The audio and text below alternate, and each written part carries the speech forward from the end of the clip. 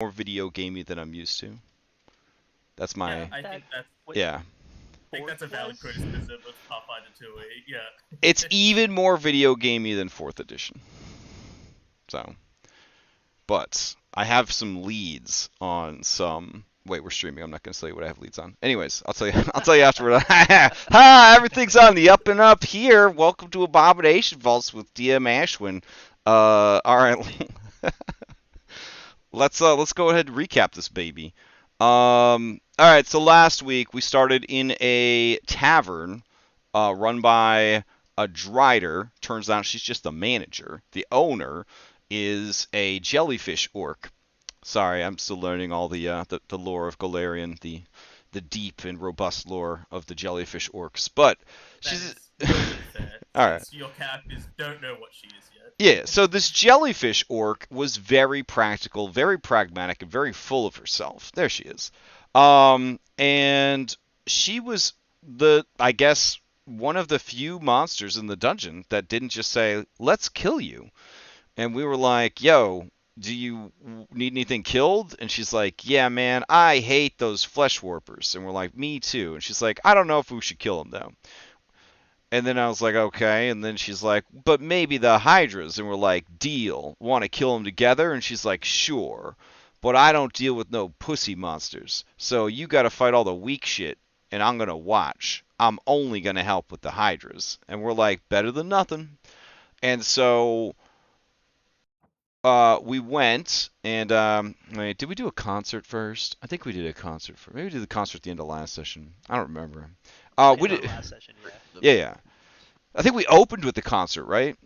No, that was at the end of. Oh, that was the end of last session. Okay. So yeah. So then we went, and the pussy monsters that she didn't want to fight were enslaved elementals, which is #problematic. So we, of course, not being murder hobos. You might have thought in the last 21 episodes that we had displayed murder hobo tendencies. That just simply isn't true. We are full of goodness and good in our hearts, and we even know now that necromancy is apparently evil with no exceptions in this fine campaign setting of Golarion. So, we're like, we ain't gonna kill no elementals, and then Tussel's like, I'm gonna hug the puppies, because there were puppy elementals, because this game is wild. We thought that was pretty cute.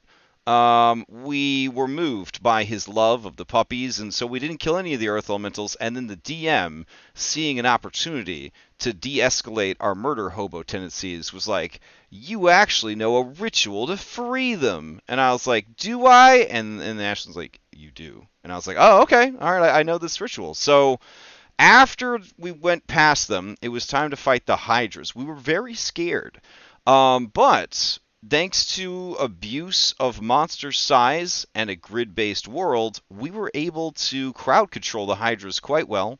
There was also some confusion on everyone's part about how regeneration works in Pathfinder 2e, which worked in our favor.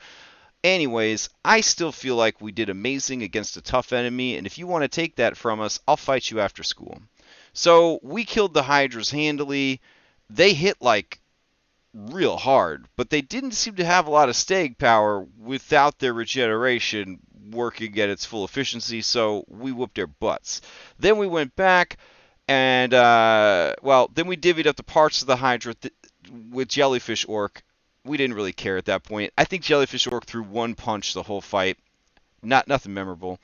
Then we went back, and we freed all these doggos and such, or we were going to. But then, we ran out of time? No, we definitely freed these doggos. No, we were! Oh! Ooh, I remember what happened! That goddamn old man! Alright, so this is what happened, alright? Man, I'm hot for this. Alright, listen. I feel like I need to intervene. Alright, listen, between last week and today, I got oral surgery, and I've been kind of out of it, so now it's all coming back to me, and I'm real upset. So, we were going to liberate these enslaved spirits, and the old man, who is one day away from retirement, wanders off on his own, claims that he didn't think monsters could be in the dungeon. That's his excuse. Finds a drowning devil, the only monster I recognized in Pathfinder 2 from playing Pathfinder 1, and I'm like, well, he's fucking dead. So then we rush to his aid because we're the fastest party that you're going to find. We're like 5th edition Tabaxi Monks, Pathfinder edition. We haul ass over there, except came out with a 15 speed. And we save the old man. And then the devil's like, I'm really just an ambush predator. I don't know what I'm going to do. And then we spend about 20 minutes trying to figure out what we were going to do because we don't know how to do ranged attacks. So we're kind of in a stalemate right now with a dying old man, and the water's rising, and everyone's a little frustrated, and that's what happened last time on Abomination Vaults. Thank you very much. Hero point well earned. Mm-hmm. Both Chamomile and, for the sake of it, Tuskless as well. Also has an extra. Beautiful. All right. But that is where we'll pick off as you guys are fleeing, perhaps in quotation marks. I'm not entirely sure what the party's plan There is. were What- scurrilous lies and slander in that. What are we gonna? Hey, listen. The historians write history. That's all I'm saying. What are we running from? Wet socks? Am I right? Ayy. Okay, so that's all I got. What are we running from? Gregor. Wet socks? That was pretty good in my head. Anyways. All right. Appreciate the effort, Crash. Wait, what happened? Let's see here. Just doing a quick recap on my resources. Oh, I thought you were gonna try to unrecap my recap. I was like, let's see. No, I won't. I won't do that. People, they can watch last week's episode and see what really happened. Okay. It was pretty clear what happened. Yeah. Oh. All right, keep it going, old man. Keep it going. Okay, I'm gonna take advantage of this temporary respite we have with this thing around the corner, and I'm going to cast Lay on Hands on myself.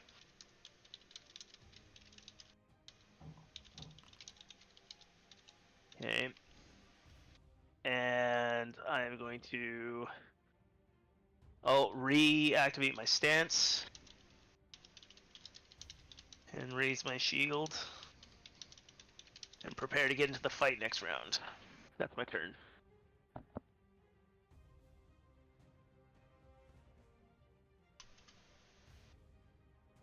Alright. Some of you will see... Actually, I think most of you have vision of the creature. Everyone but Gregor will see the creature kind of swim further up. Its eyes still focused on Tuskless as you see its tendrils raise up, and you see Tuskless begin to choke on something. I've realized I need to give you control of Tuskless. Give me one moment. Well, not if he's about to die. Then it's my responsibility. No, just kidding. All right. Alright, you now have ownership of Tuskless. And as you gain ownership, could I get you to roll this fortitude save? Sure. I'm great at clicking buttons. Here we go. Not really. Ooh, how about a 29? With a 29, you see Tuskless just cough up this water, seemingly unaffected, and you can see this look of almost frustration appear on this creature as it kind of like just howls at Tuskless. Oh, nice. Tussle's gonna spit at Tuskless is up. the devil, and he's gonna say, "You got anything beer flavored?"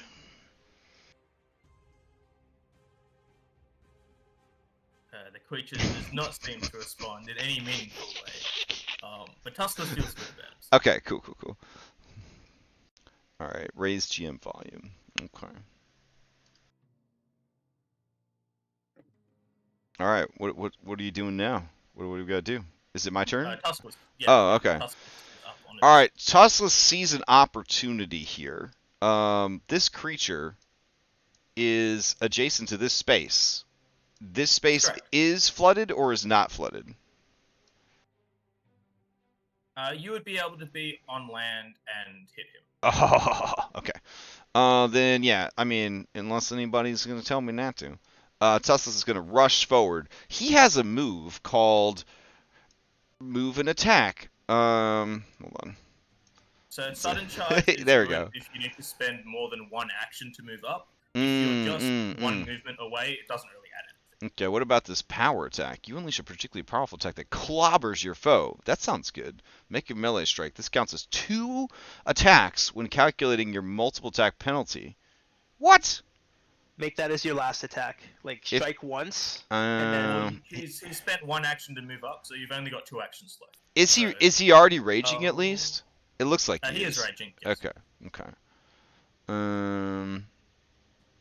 So yeah, if you think your second attack would be ineffective due to like it being hard to hit, power attack is a good option.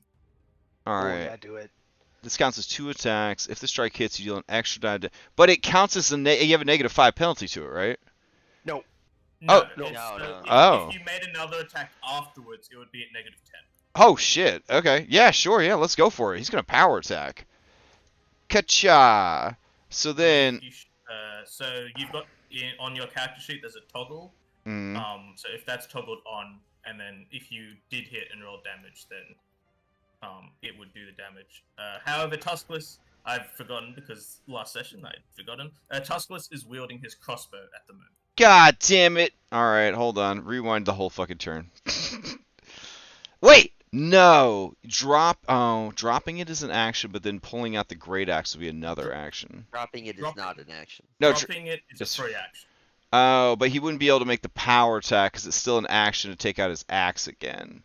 But he can still make an attack. Yeah, okay. So here's an attack for you. It took me a while. I never thought playing somebody's barbarian would be so involved. All right. 35 will hit as nice. you slam your great axe into the creature, dealing 24 damage. You can see some of the. It's a bit hard for Tuskless to shove his sword, great axe, through the creature as it takes slightly less damage, but it's still a mighty blow, cutting a gash in its stomach.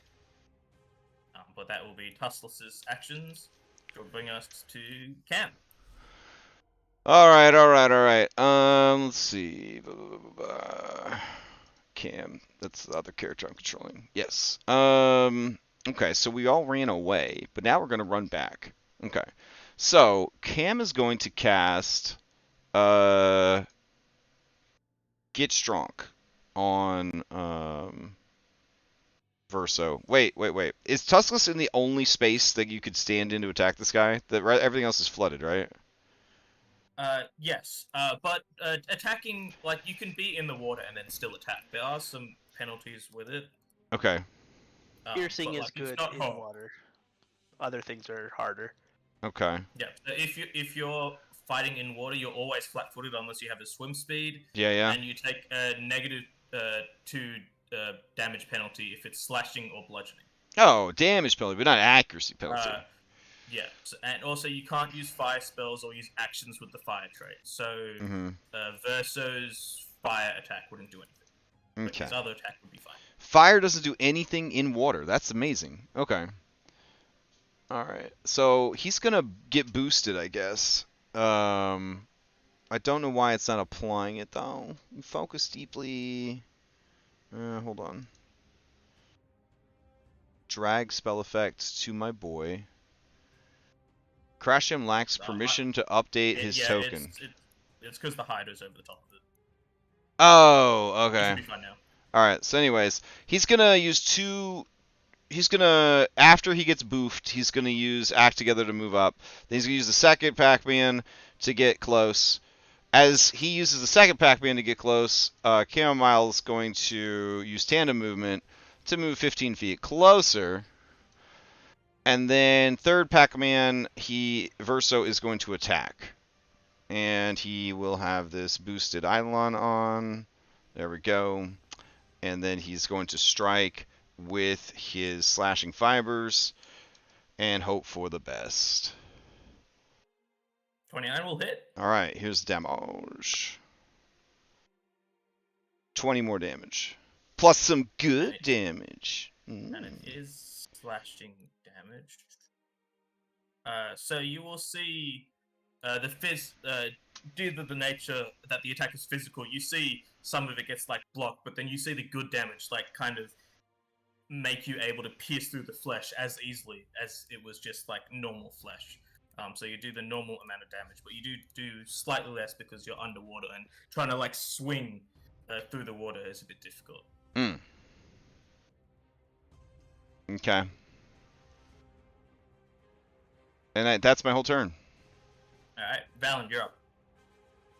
Val's gonna look at Cam and say, Cam, Uh-huh. what's going? Why are they going in? We were running. Yeah, but now we can hit it. So we're gonna hit it. Oh, okay. Val looks annoyed because she wouldn't have run as far as she did. It was to lure it out. She's If we got hadn't run this far, it her- wouldn't have run this far after us. Her bracelet of dashing is active, so she has a 45-foot speed right now. So first dash will get to right there. I somehow move Park. Come back, buddy. You're like right here.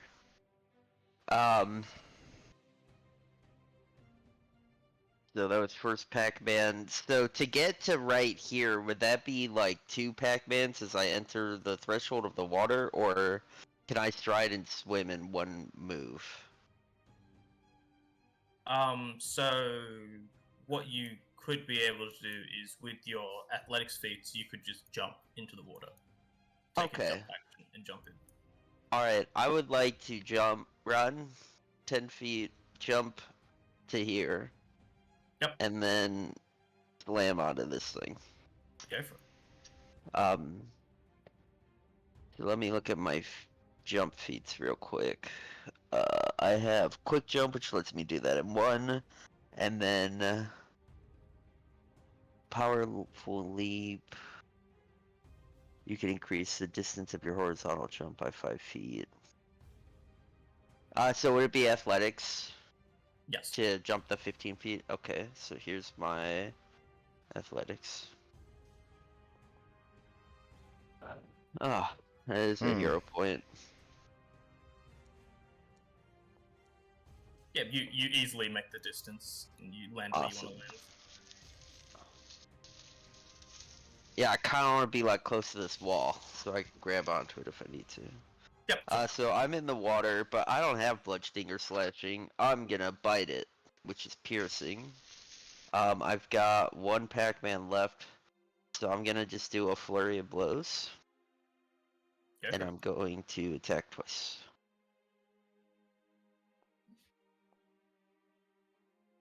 Uh, 26 will just miss.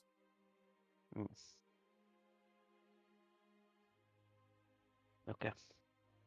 My second attack. Does it give flank or no? I No. do. Oh, okay. Alright, that's my turn. Alright, Gregor, you're up. Okay.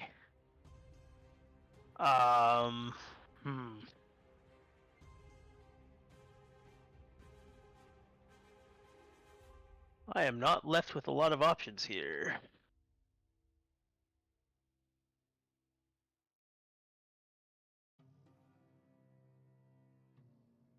Okay, There's a crossbow on the floor over here. I don't think it's got any, fucking bolts or anything, but but there is a crossbow here. I'd draw it for you. I'm going to delay my action, so that if a spot opens up, I can rush it and try and attack it.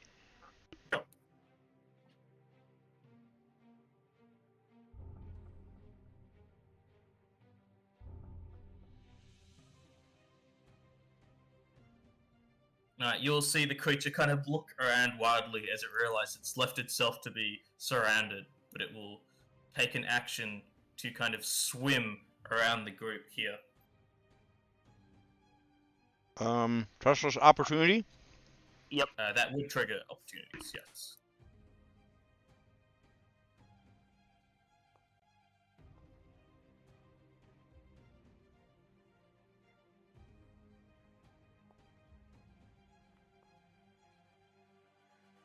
I'm gonna use one of his hero points to reroll. Go for it. Okay.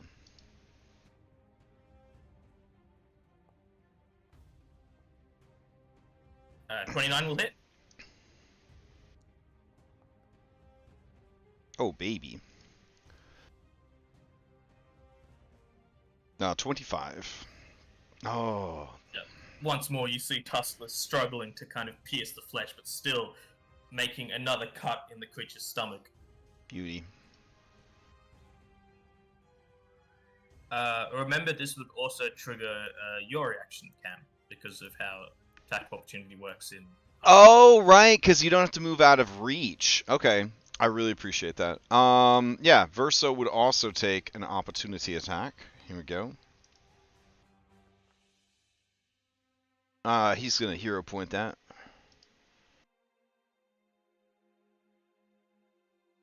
Oh my god. Yeah.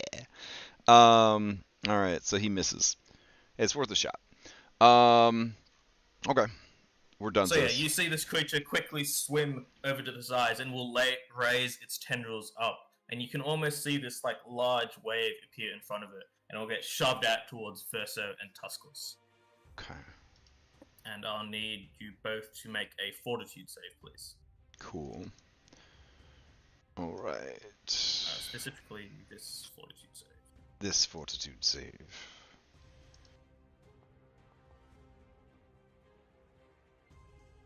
Alright. Just a success on Tuskless. And also a success on Verso. So you'll both be taking half damage as this just wall of water slams into you both. God damn. Alright. However, that will be the creature's turn, which will bring us back to Tuskless. May I choose to act at this point, or do I have to wait until after an ally's turn? No, you can act after the creature. So I'll put you back in the initiative. Thank you. Yeah. Gregor sees his opening here, so... Whoop. Thought I hit space, so that was 15.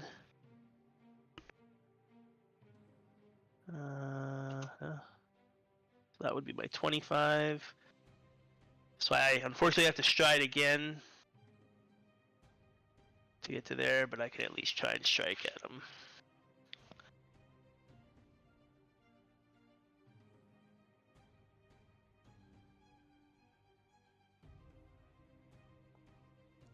Aww.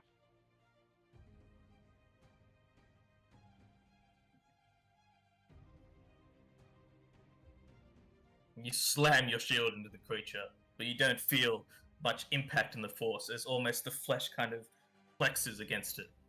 But you still do some damage. Alright. Then that's 3 pack of men, I'm done. Alright, Tuskless is up. Okay. So this space is, if we move along the ground, we're moving into it, we're not swimming. So we're like standing in water. Yes. Okay. So then he will move here with Pac-Man number 1. This time he will use whatever the fuck this power attack is, because that sounds dope. Here we go. Power attack. Now you said there's a button he toggles for this? Oh, I see it at the top of the character sheet. Okay. Here we go. Oh, he's gonna definitely hero point that. There we go. Spending other people's money is amazing. Hey! 29 will hit. Roll damage. Oh, there's a lot of D12s there. All right. Barbarian's So cool. with that- Well, he is a fighter. He's not a barbarian. Oh, my bad. Never mind. Fighters are cool. Sorry, barbarians. His archetype is barbarian. Okay. Yes. So you'll see Tuskless rush up with his great axe, and the creature will like go down to try to bite towards him, and Tuskless will just cleave its head off as the rest of the body just falls into the water. Hmm.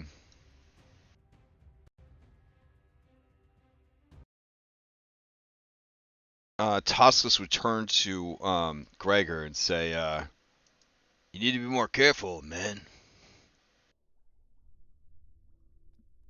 Well, it's a good thing. As Tuskless cut the head of this creature, you actually also saw something kind of fly off the creature's neck that kind of lands next to Tuskless. Oh. It appears to be a fragment of some kind of pendant. Okay. Well, about 2 hours later, Chamomile will catch up with the party. All right. What is this pendant? Gregor will kind of... Well, Tuskless probably noticed it before Gregor did. Sure. It appears to be perhaps a quarter, a fifth. You're not really sure, but it's like a small fragment of a pendant. Outside, there's like a gold rim, and within it, there's like this gemstone. But you're not entirely sure what kind of gem it's made out of. Gregor will kind of turn to hand it to Val or Cam and just be like, "Can either of you make any sense of what this might be part of?" Yeah, go for it. When you go to hand it to Val, Mm-hmm. she kind of like shoves you a bit, and she's like, "So you trying to die?" Oh shit, drama. I wasn't trying to ensure that we at least knew what was around the corner before starting a multi-hour ritual casting. Is this like a hero's death kind of thing? Like, you only got like 1 or 2 days left, so you'd rather go out fighting? I assure you, I want nothing more than to enjoy a retirement with many cups of tea in my future. Mm. In the dark, I didn't notice that this was a bridge and not a solid wall. Hashtag VTT viewpoint. Insight As you check. point this out, Tuskless will actually kind of point to where you're looking at, and he sees something in the water. There's like a glint of something metal. Tesla says, something in the water. You still feeling brave? You want to check it out? He looks back at Gregor. Oh, and then he picks up his crossbow like a fucking boss. Like flexes all sexy as he picks it up. He cocks it like a fucking shotgun, one-handed, and then puts it on his back. Water clinging to his muscles. He tosses his wet hair like he's in a fucking shampoo commercial. Jesus Christ, your fan fiction. Listen. I just try to do my due diligence when I'm substitute teaching. Okay, I'm just trying to do my due dilegence. So Man, I gotta watch the episode with Gregor was on. Nice. It's all slander. After Val finishes figuring out how many cups of tea you can drink in 2 days, she'll go and help look. Okay. Cam and Verso will do nerd shit to the pendant. Sure. I guess we'll start with nerd shit first. All right.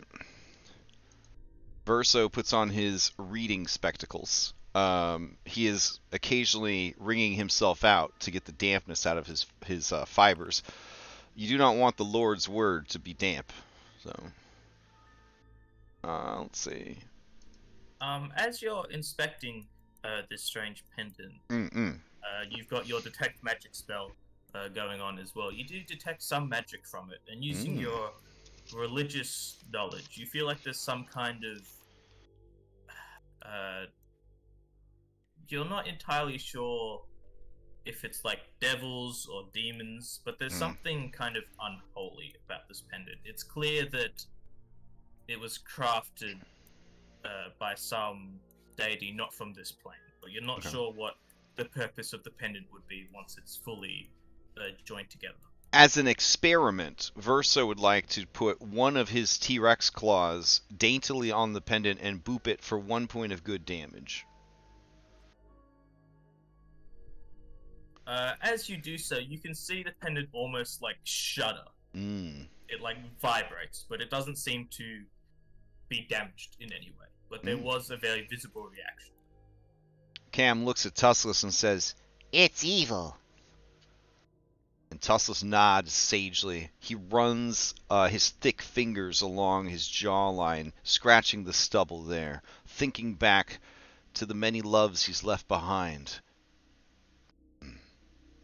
And while this is going on, Dan Billett, Valen and Gregor, now that you've kind of had it pointed out to you, you can actually see what appears to be some kind of skeletal figure just kind of at the bottom of the water here that appears to be wearing some kind of metal armor.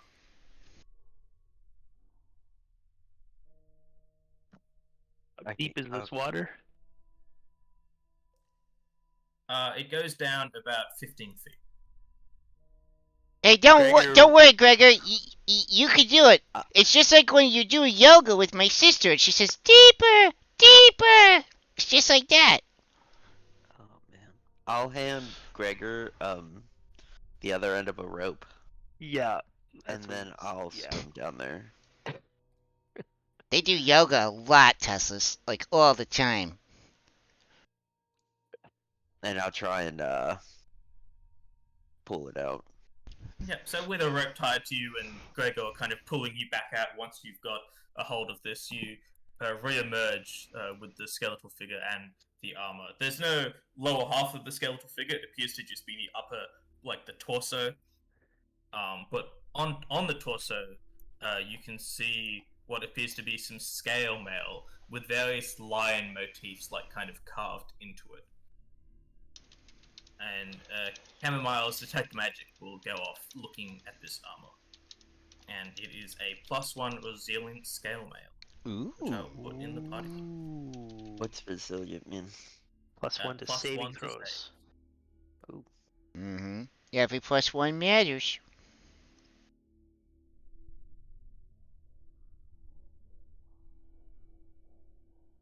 Very cool.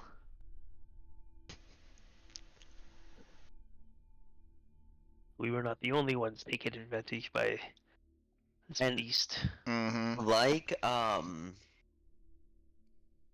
weapons, do armors have is the properties by like runes that you can move out and put elsewhere? Does it work Yes. the same? Yes, it does. Cool.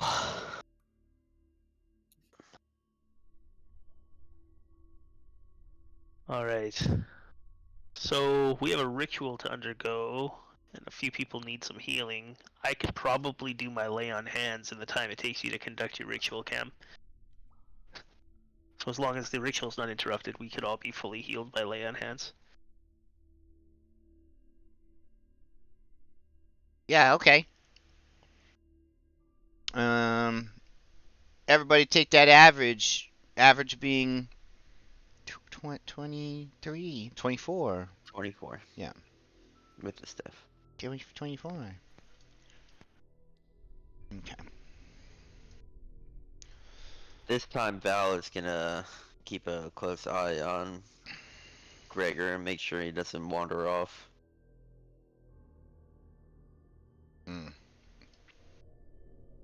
Tussle says, "Oh, don't worry. I'll follow him.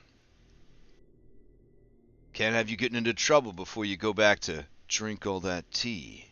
And he gives you a knowing look, because he knows what you're talking about. Mm-hmm. Tussless is no stranger to love. Just like Earl Grey. Did Tussless heal himself of the 24? Listen, I can only do so much. But yeah, No, I'll heal him up real quick. Oh yeah, I was just asking because I could throw lay on hands down on him. He is good to go. Okay. Oh, he escaped. Man, he's fast for old man. You know, he's still going. He moving. There we go, caught him. All right, ritual time. I will stand guard against this wall.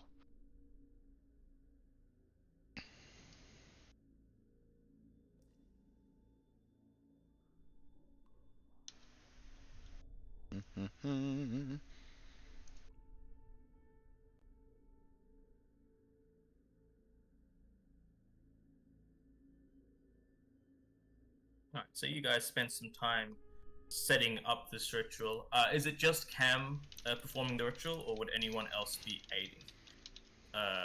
With the knowledge Cam has gained from the Dispel Magic, you know anyone can attempt to be a secondary caster using an Arcana, Nature, or Occultism check. But not religion. Correct. Okay. And the primary caster can use Arcana or Occultism. Arcana or what? Occultism. Oh, okay. Gregor will ask Cam if Cam wants assistance. Yes. Alright, I will do my best. Okay. I'll try to remember what That's you good, because I'm terrible at occultism. Would you like me to roll this as an open roll or as a hidden rolls, please.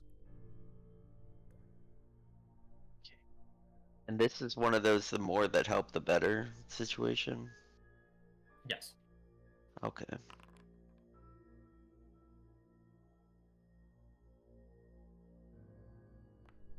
Oh, is it private? My bad. Okay. Chamomile begins the incantations. Mighty guardians of Earth's essence, locked away in realms unseen, I call upon your dormant power to release you from your boundless sheen.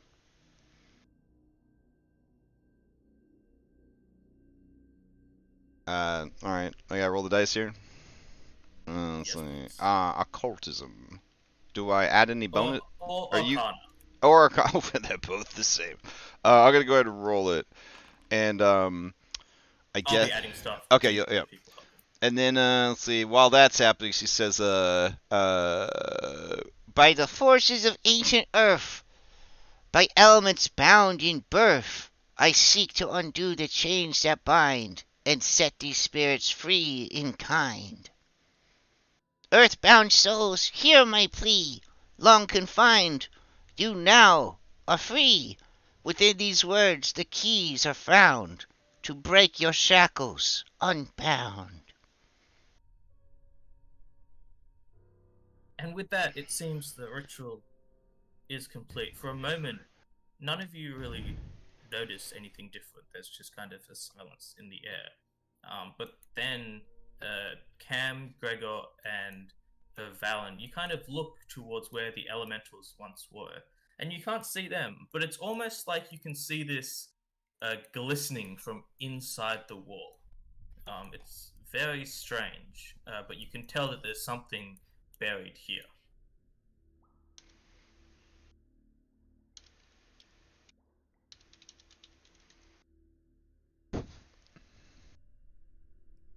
I will point it out to Tuskless.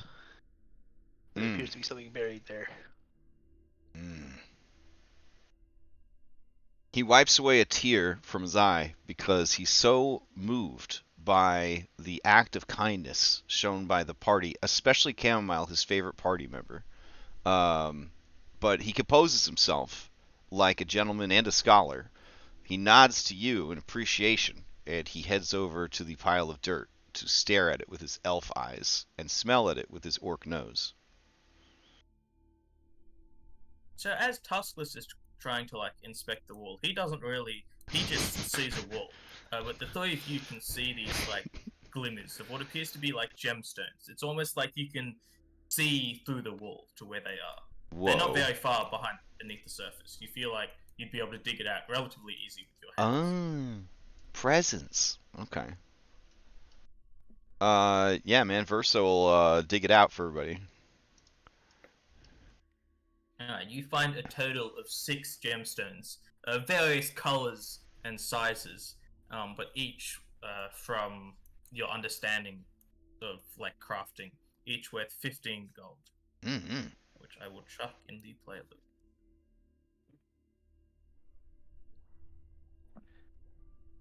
Look at that. Kindness got us the same amount of resources it would take to buy 3 suits of full plate. That's awesome. We're rich. Time to retire, everybody.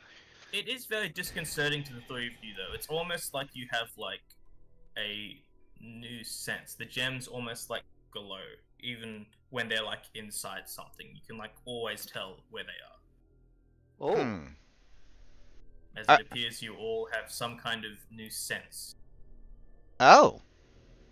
My archaeologist is gonna be so mad he missed this. Oh man, did we got stone cunning? We got stone cunning? We're basically dwarves now? How many spirits were there again? There was the earth elemental, and I thought there was 3 dogs, right? That's correct. Okay, but there's 6 gems, okay. Gregor's immediate thought was that somehow maybe these were tied to, I don't know, the souls of the elementals or something. He says that to Cam because he's not really high up on the Arcana knowledge. He's like, could that be it? This is obviously some kind of boon that we have received for our great kindness. I shall call this ability Stone Cunning, since it does not exist in this campaign setting. Let me double check. It probably doesn't. I don't know. Let me see. You're gonna get like an extra planner document. Trademark. Let's see. Pathfinder 2 Stone Cunning. They definitely got rid of it, right? Ah, shit, it does exist. God damn it. All right. I mean, we're gonna call this Gem Eyes. Let me check to see if that's a real thing. Hold on.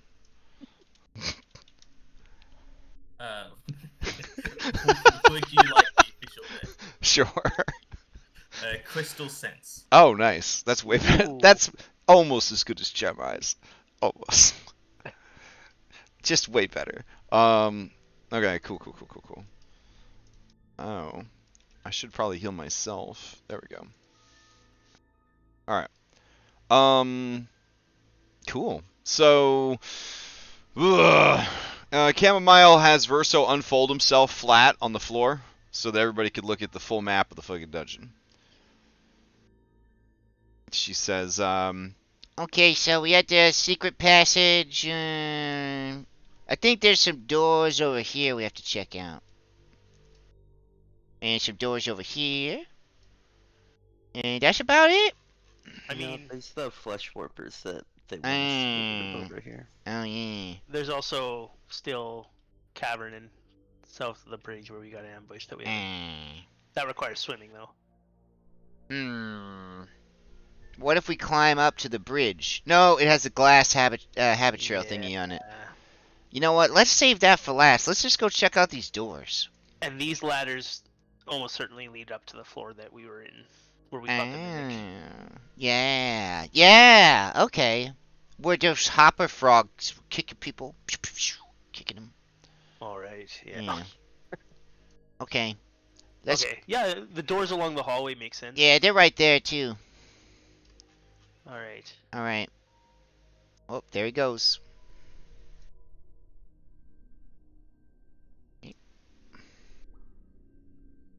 oh shit.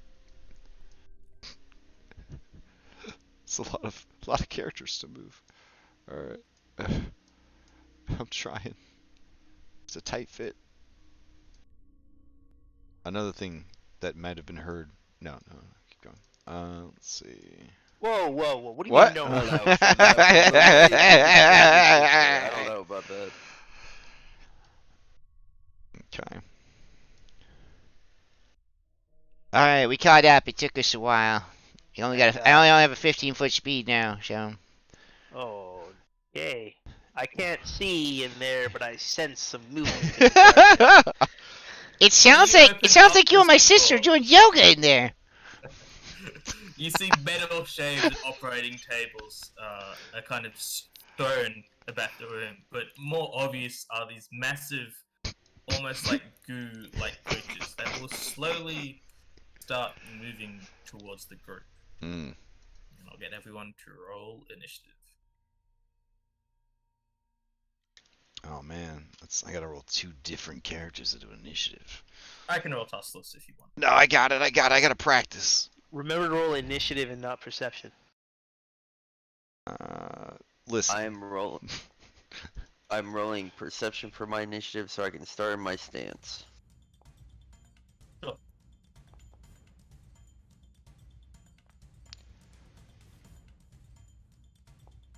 Okay, I don't know why I rolled initiative twice for Chamomile, but I'd really like to keep the first one, which was a natural 20. Can you just give Tussless the second one? I'll have a look. That was a 16.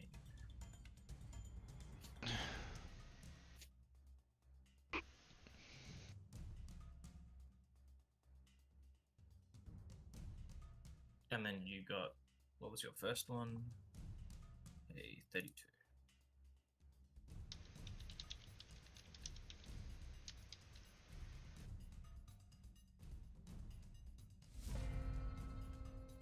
Alright, Cam, you're first to act. Nice. You can't quite see the creatures yet, however. Okay. But you hear this strange squelching sound from inside the chamber. Oh. Okay. That's gross. Alright. Better not play that in the background on the stream. That would really upset some people. Hold on. Let me make sure it's max volume. There we go. Okay. Let's see. Yeah, alright. So she's gonna juice up Verso.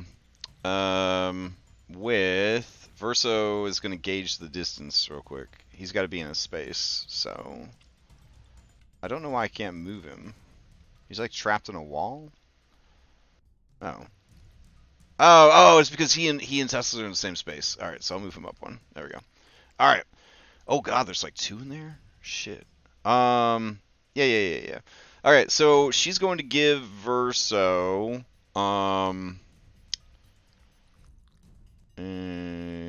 yeah. Here we go. We're gonna cast Boost Eidolon on him, which he already has, but I guess if I put this on, it'll refresh the effect. Okay. And then as she casts that, he will move up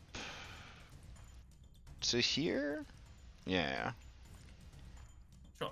Okay. As Verso runs up, could I get Verso to roll a perception check for me? Yeah, sure. There we go. Secret or not secret? Just opened in combat. Okay. I'm trying to get it to roll. There we go.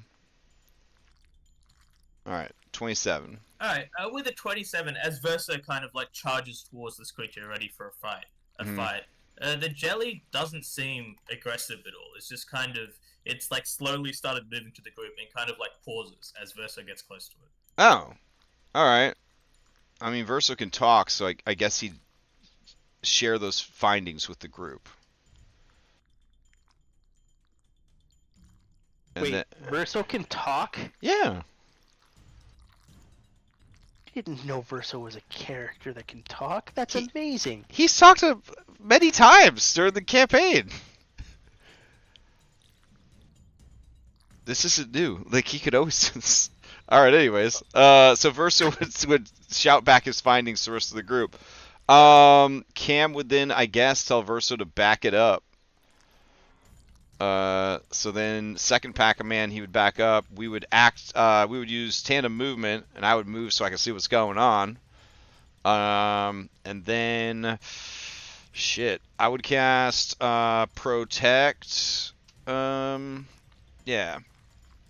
There we go. I would cast, Protect Companion on him, in case they're trying to do a bamboozle. And that's my turn.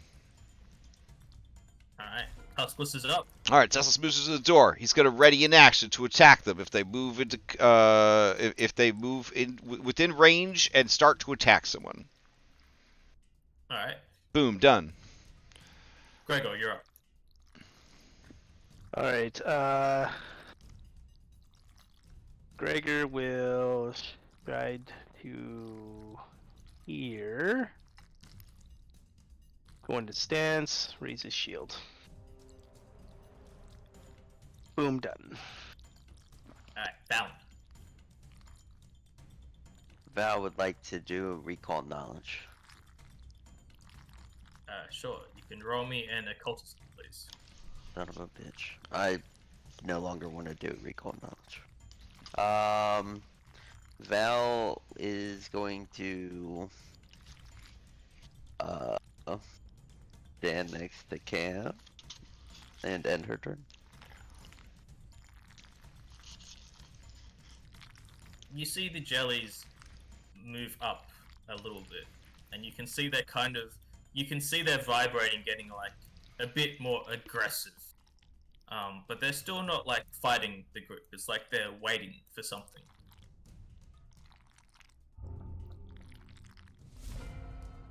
Alright, Cam, you're up. Okay, guys. Do we just want to close the door, or Do you want to fight them anyways, or?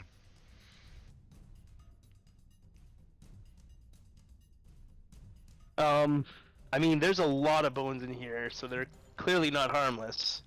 Do you see But- anything worth fighting for? Do I see anything Fish. with detect magic worth fighting for? I don't have enough light to tell. Oh. I got human eyes, I'm sorry. So you would have had your detect magic going as the door opened, Mm-hmm. and from that range you didn't detect anything. Okay. Detect magic is a range of 30 feet. It's kind of dangerous just to go in and check. Okay. Maybe we'll just leave him alone. What do you guys think? Yeah? I think someone with occultism knowledge should. Oh, yeah, roll yeah. knowledge. I'm gonna roll a recall knowledge check. Thanks. That's a good idea. Let's see. Occultism. And then Verso's gonna roll an occultism because we can act in tandem. You don't have to hide them in combat, Crash. I know, but you know, raw you do. I'm trying to practice, man. I'm trying to practice. Yeah, roll you do. That's a main thing that Yeah. I don't do in rolls in combat. Yeah. So Verso will kind of look towards these jellies, and he kind of thinks. He thinks so. Most jellies are kind of like mindless, but these particular types of jellies, ogre jellies, and oftentimes they can be kind of not kept as pets per se, but perhaps like guards of an area. And typically, if they're given food, they will calm down and just eat whatever's given to Oh them. my god, domesticated slimes? Oh wow. Okay. Don't we have food from the Hydra? Didn't we keep some food from the Hydra?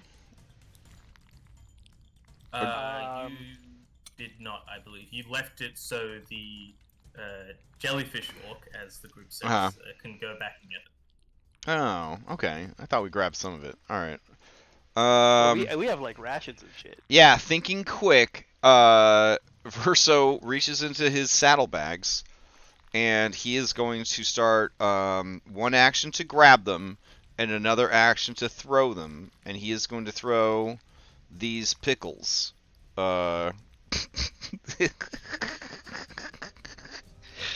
So that's my action economy. Sure. So you'll see both these jellies kind of like slowly start moving towards the food that's being thrown. Okay. How would the group kind of be reacting to this? I mean, I have no issue with the jellies eating pickles.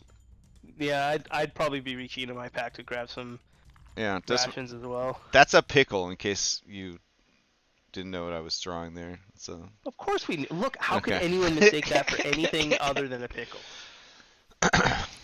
Well, if they're Oh. usually meant to guard something, Val will kind of like stealthily walk around them, giving them Ooh. their space. See the pickle like slowly dissolving Okay. in one of the jellies as it Fruit kind of, salad. Like, bounces up and down.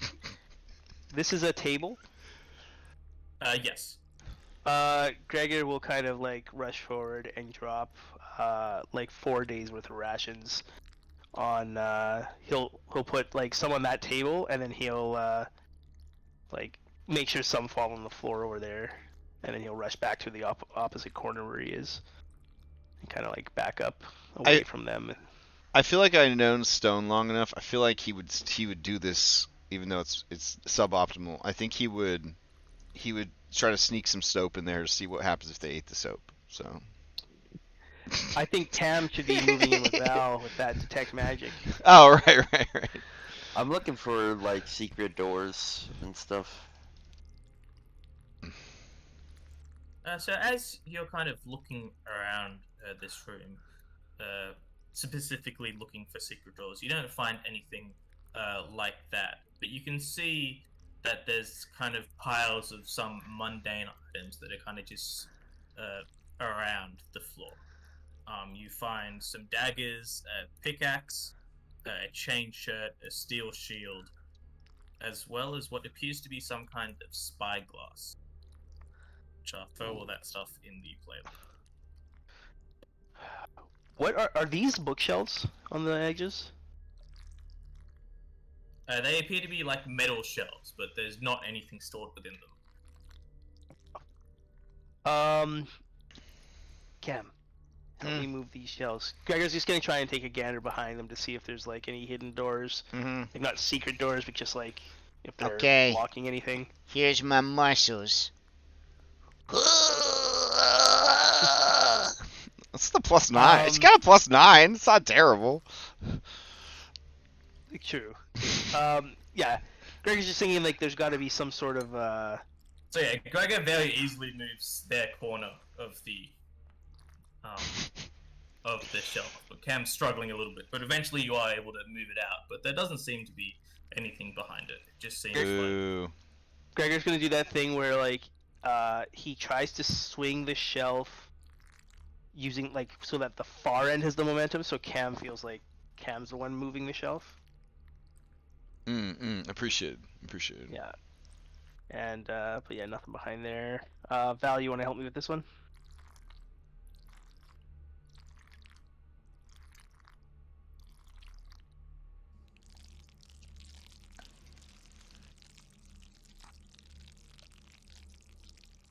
I'm assuming Val's muted by accident.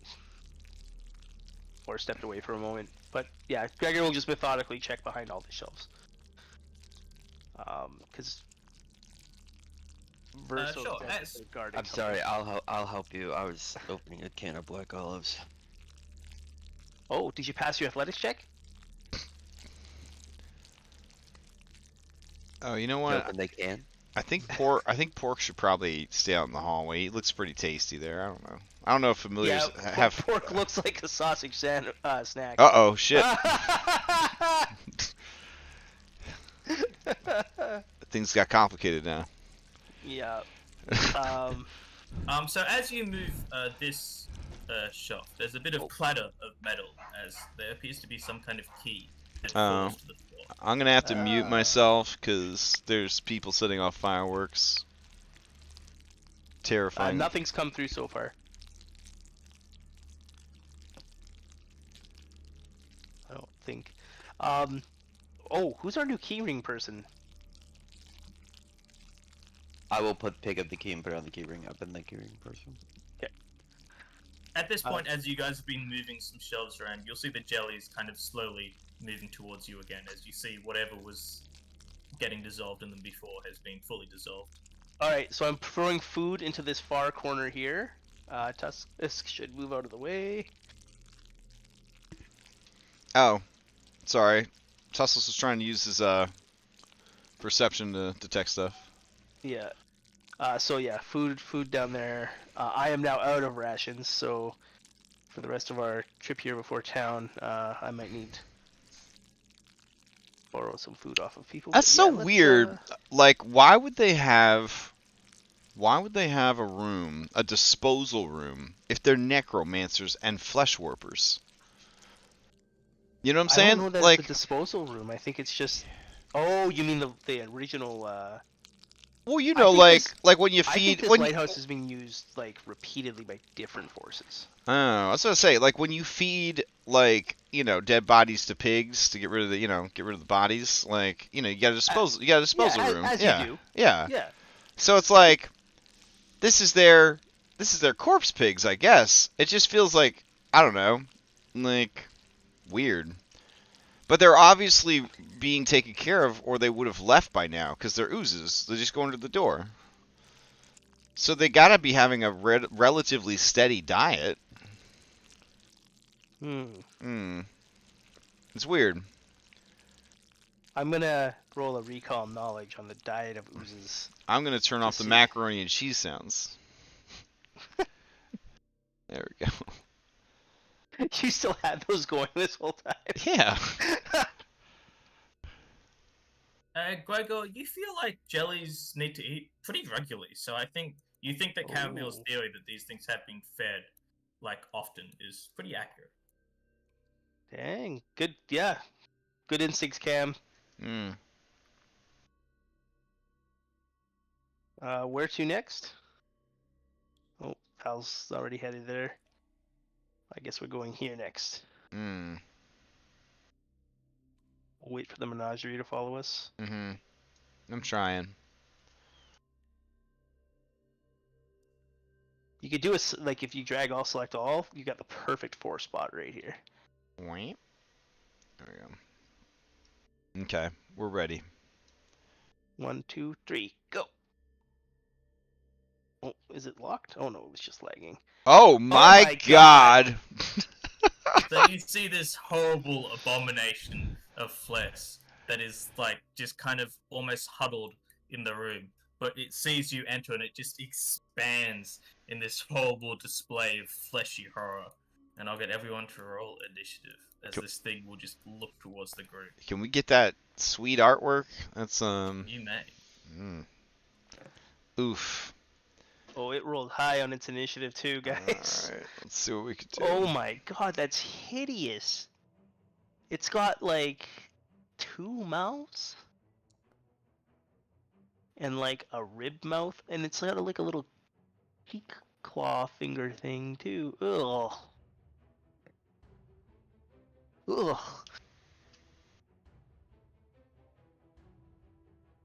Gregor just has this moment where he's thinking like, you know, he came back to this town to retire after the Crusades. He was not expecting to be seeing things like this on the regular. Mm.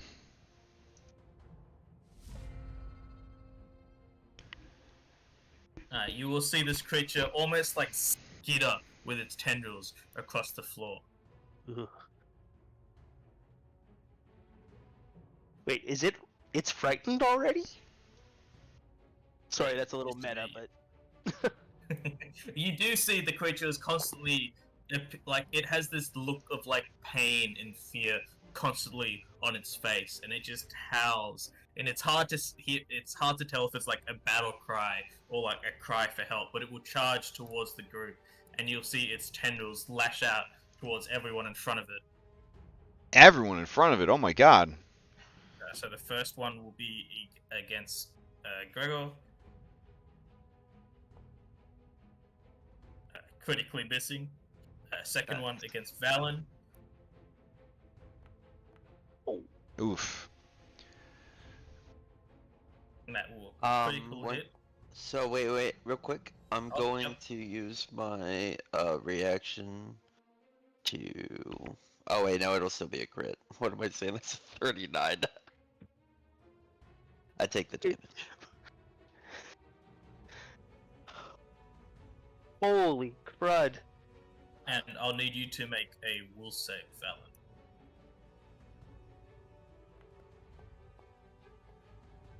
I will re-roll it.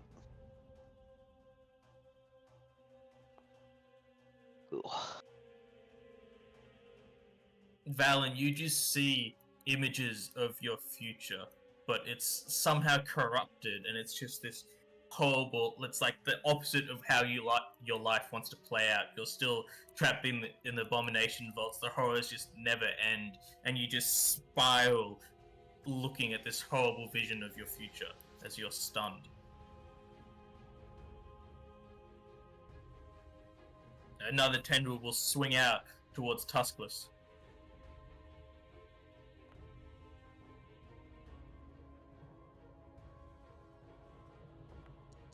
As Tuskless says 23 damage and will That'll also hit. make a will save. Alright. We'll save.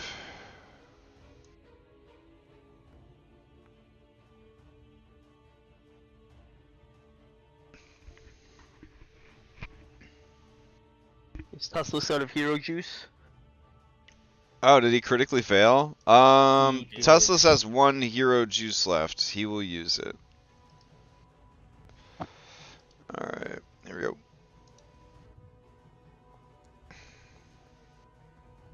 Nice, nice, nice. Forced to see these similar visions just cloud his mind as you see him just start to spiral. Cool. Stun 4. Jumping, Jesus Christ. Alright, it will be Tuskless's turn. However, he will lose all his actions. Alright, Gregor, you're up. All right. Gregor obviously tangentially realizing that something happened to his companions, but thinking that his best chance of protecting them is to destroy this thing, I will step forward to here because I will try to bodily protect Val. He took a pretty brutal hit. I'll go into my stance, and I'm going to attempt a combat assessment strike against this creature. Go ahead. This hideous friggin' creature. Oh, you know what? On a regular, you know what? Yeah, I'm gonna hero point that. Mm.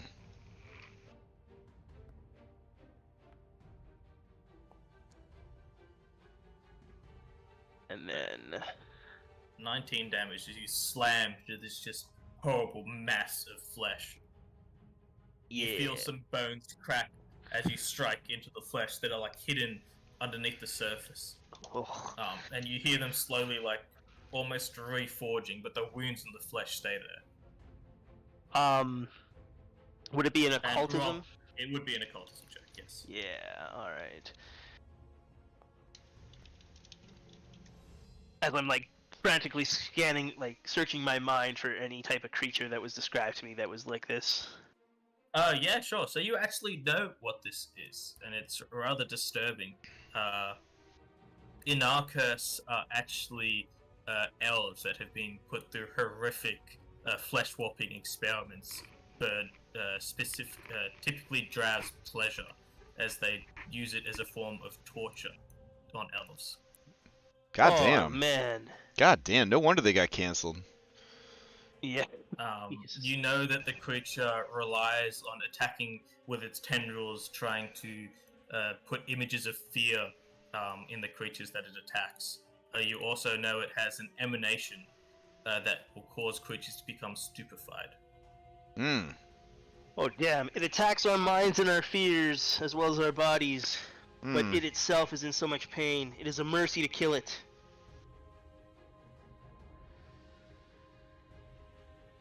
You still have one action left, Gregor. Nope. Stride, stance, strike. Oh, you stance as well. Okay. I did stance, yeah. Alright. Valen will lose their turn. Cam, you're up.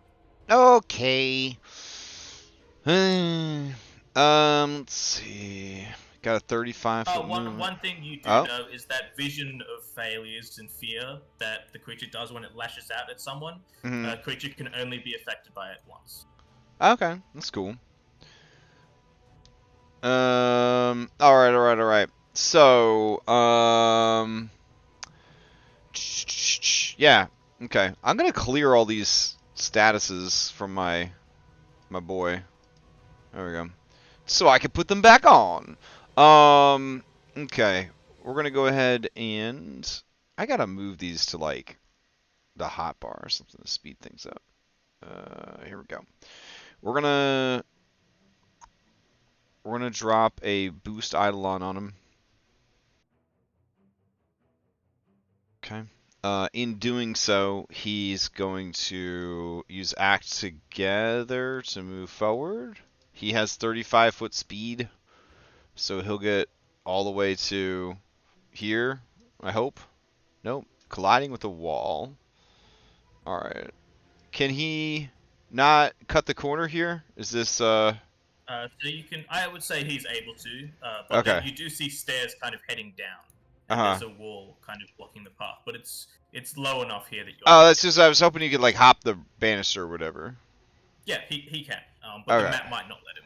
Okay. Alright. So, yeah, basically his movement would take him to here. Yep. Okay. And then... However, as Versa rushes past the creature, a tendril will swing out. Oh, shit. This thing's got opportunity attacks. Okay. Actually, it won't be a tendril. You'll see the massive maw go to bite down on Versa. Okay, that seems worse. Alright. I was just gonna say, first I was like, oh good, and then it's like, oh no. Alright. Just rolling d12s for that, huh? 23 damage. Oh, okay. This is real bad. Okay. All right. Cool. All right. So he gets into position. That's one Pac-Man. Let's see. We know that You poor. act together? Yeah. Well, I boofed him, and then he Oh, and then he moved. acted Yep. together. Yeah. All right. So now he's going to try and attack it. So we will attack with slashing fibers first to see how that goes.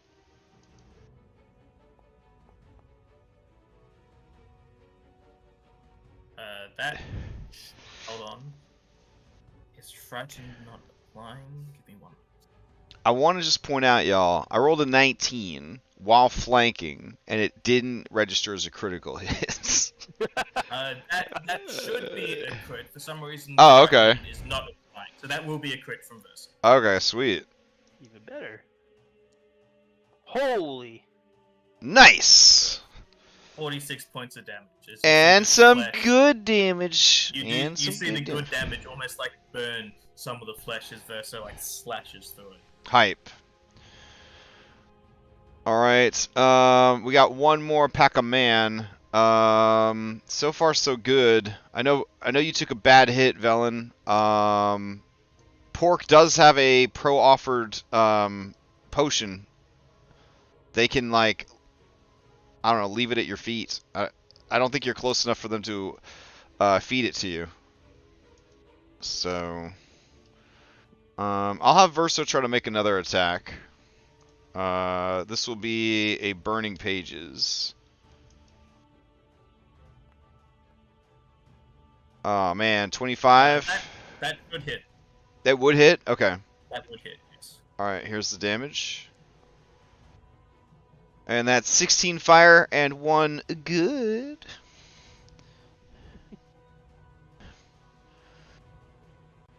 Yeah, you see the wounds you created with the slashing before just gets burned by this fire as the creature continues to just howl in pain. Alright, and that is my turn. Unless Pork is able, since they were in this 5 foot by 5 foot square, Velen's here. I don't know if they could administer the potion to Velen with their action or not. But they've been carrying a I potion would- all day. They're little human hands that are attached to a dog. I would say no. Just Okay. Because the creature, the tiny creature. All right, then Pork will just move as close as they can, and basically, not trying to be seen by the monster, will be pro-offering the potion. So there is a Yeah, potion sure. here. Okay. And that's my turn. Alright, you will see the creatures just continue to howl, and I'll need Gregor, Verso, and Valen to make a will save, please. All right.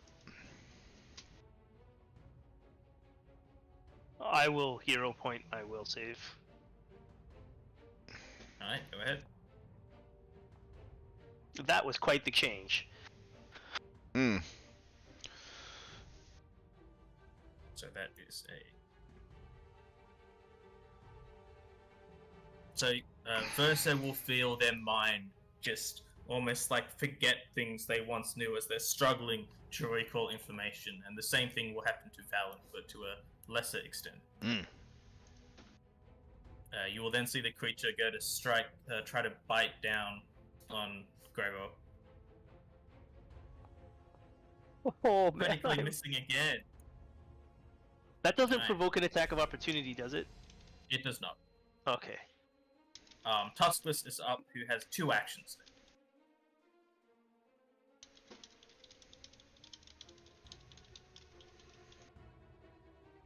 All right, Tuskless has 2 actions.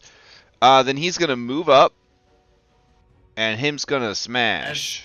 As Tuskless rushes towards the creature, a tendril will swing out.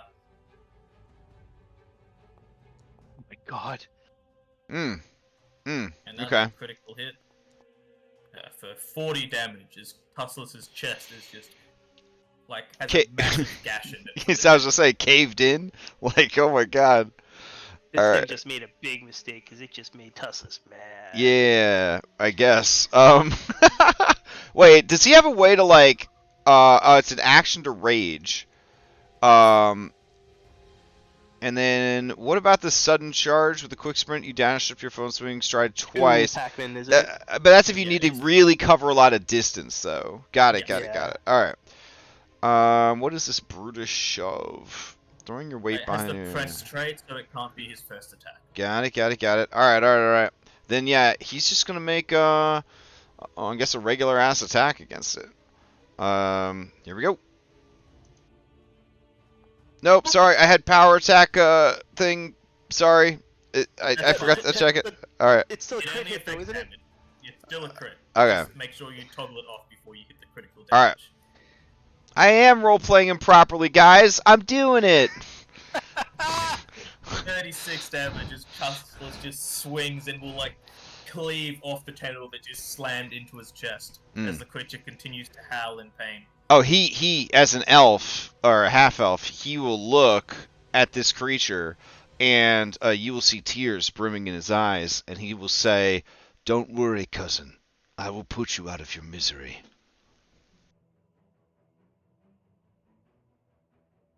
Alright. Gregor is next to react. Alright. Told you just made Tuskus mad. Alright.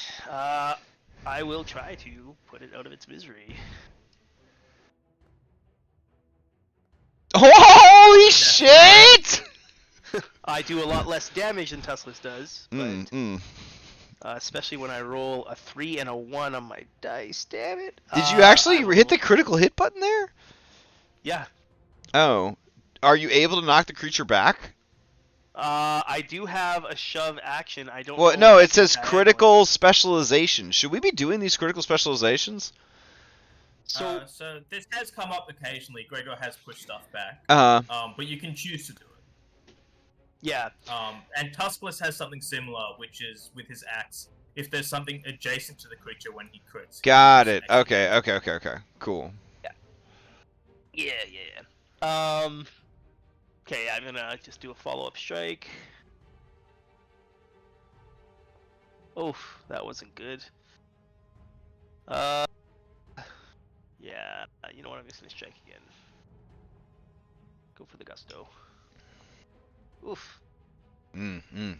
Crit hit and a couple of whiffs.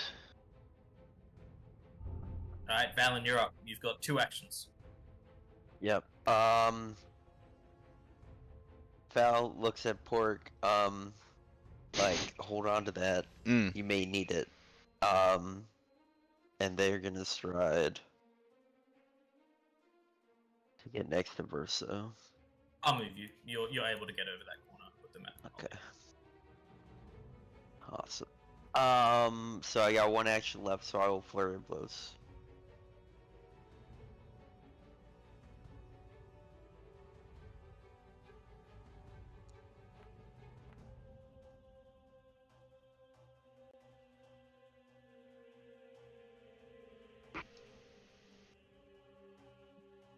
Uh, 25 should hit. Okay, cool. Here's the damage. 16. And it needs to make a fortitude save. Oops, I didn't mean to post it. I want to roll it. It's fine. That's a plus 20 on a DC 20 check. God damn.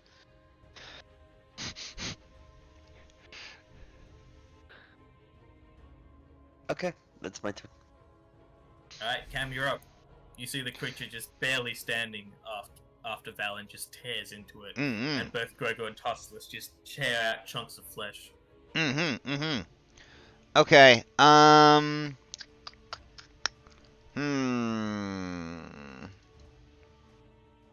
Interesting.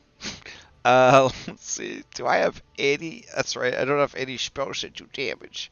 Alright, I have my Wand of Healing in one hand and my sword in the other. So I could heal somebody. We just gotta kill this thing. Alright. Range of 30 feet, so I am not gonna be able to reach my boy. Oh yeah, I can. Sweet. Alright. Nice. So I'm gonna guidance Verso. And here we go. And then I am going to boost him. And then when I boost him, he's going to use Act Together and apply that guidance and hopefully hit this thing. Alright, so here we go. And add one from the guidance, and here we go. That'll hit. Alright, and damage. As you all see, Versa strike down this creature. Almost instantaneously, the screaming that you've been hearing throughout this fight just instantly stops as you see the body just collapse to the floor. Hype. Oh. All right. Okay. I'm gonna close some doors. Close. This was right down the hallway from the from the tavern. This is ridiculous. I guess this is where they come to have their fun torturing elves. Yeah, hold on. I'm gonna close the door to the tavern real quick. Assholes. Close this door too. I'm gonna. These stairs, they don't go like down a level. They just kind of like down into. They seem to go down and then kind of like loop back around. They appear to be going down. Oh, they go like underneath where we currently are. Okay. I'm gonna Ooh, post that's up cool. and guard these doors. And stairs. Tussless is over there, but basically every 10 minutes I can drop a heal down on Tussless. I can't heal Val. I'm gonna heal Val right away for the 24 from medicine to get this thing started. Tussless will take your first 24. I'll give Tussless his 18. Oh, it was 18. Got it. Yeah, 18 from me. And then every 10 minutes I can apply another 18 to Tussless. Okay.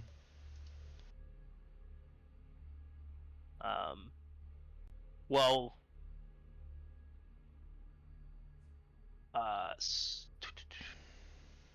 And then, you're messed up too, right? Oh no, you just healed yourself. Okay. Yeah, I have to wait a whole rotation before I can do Velen again. Right.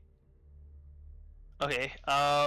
In that rotation, then I'd be able to get like Tussless easy. If we have 20 minutes open, I can fully heal Despite the Tussless. rather disturbing nature of this room and what you just fought, as you kind of spend time to heal everyone's wounds, you're not disturbed. Okay. So just full heal Tussless. Once Tussless and I are healed, I'll kind of move somewhat to the middle to keep an eye on both doors and suggest that Tussless search the area.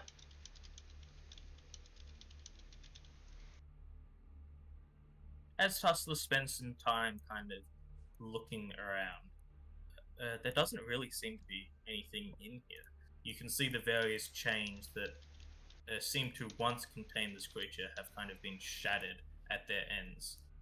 But there doesn't seem to be anything else apart from the chains, the body of the creature, and the stairs that head downwards. Okay.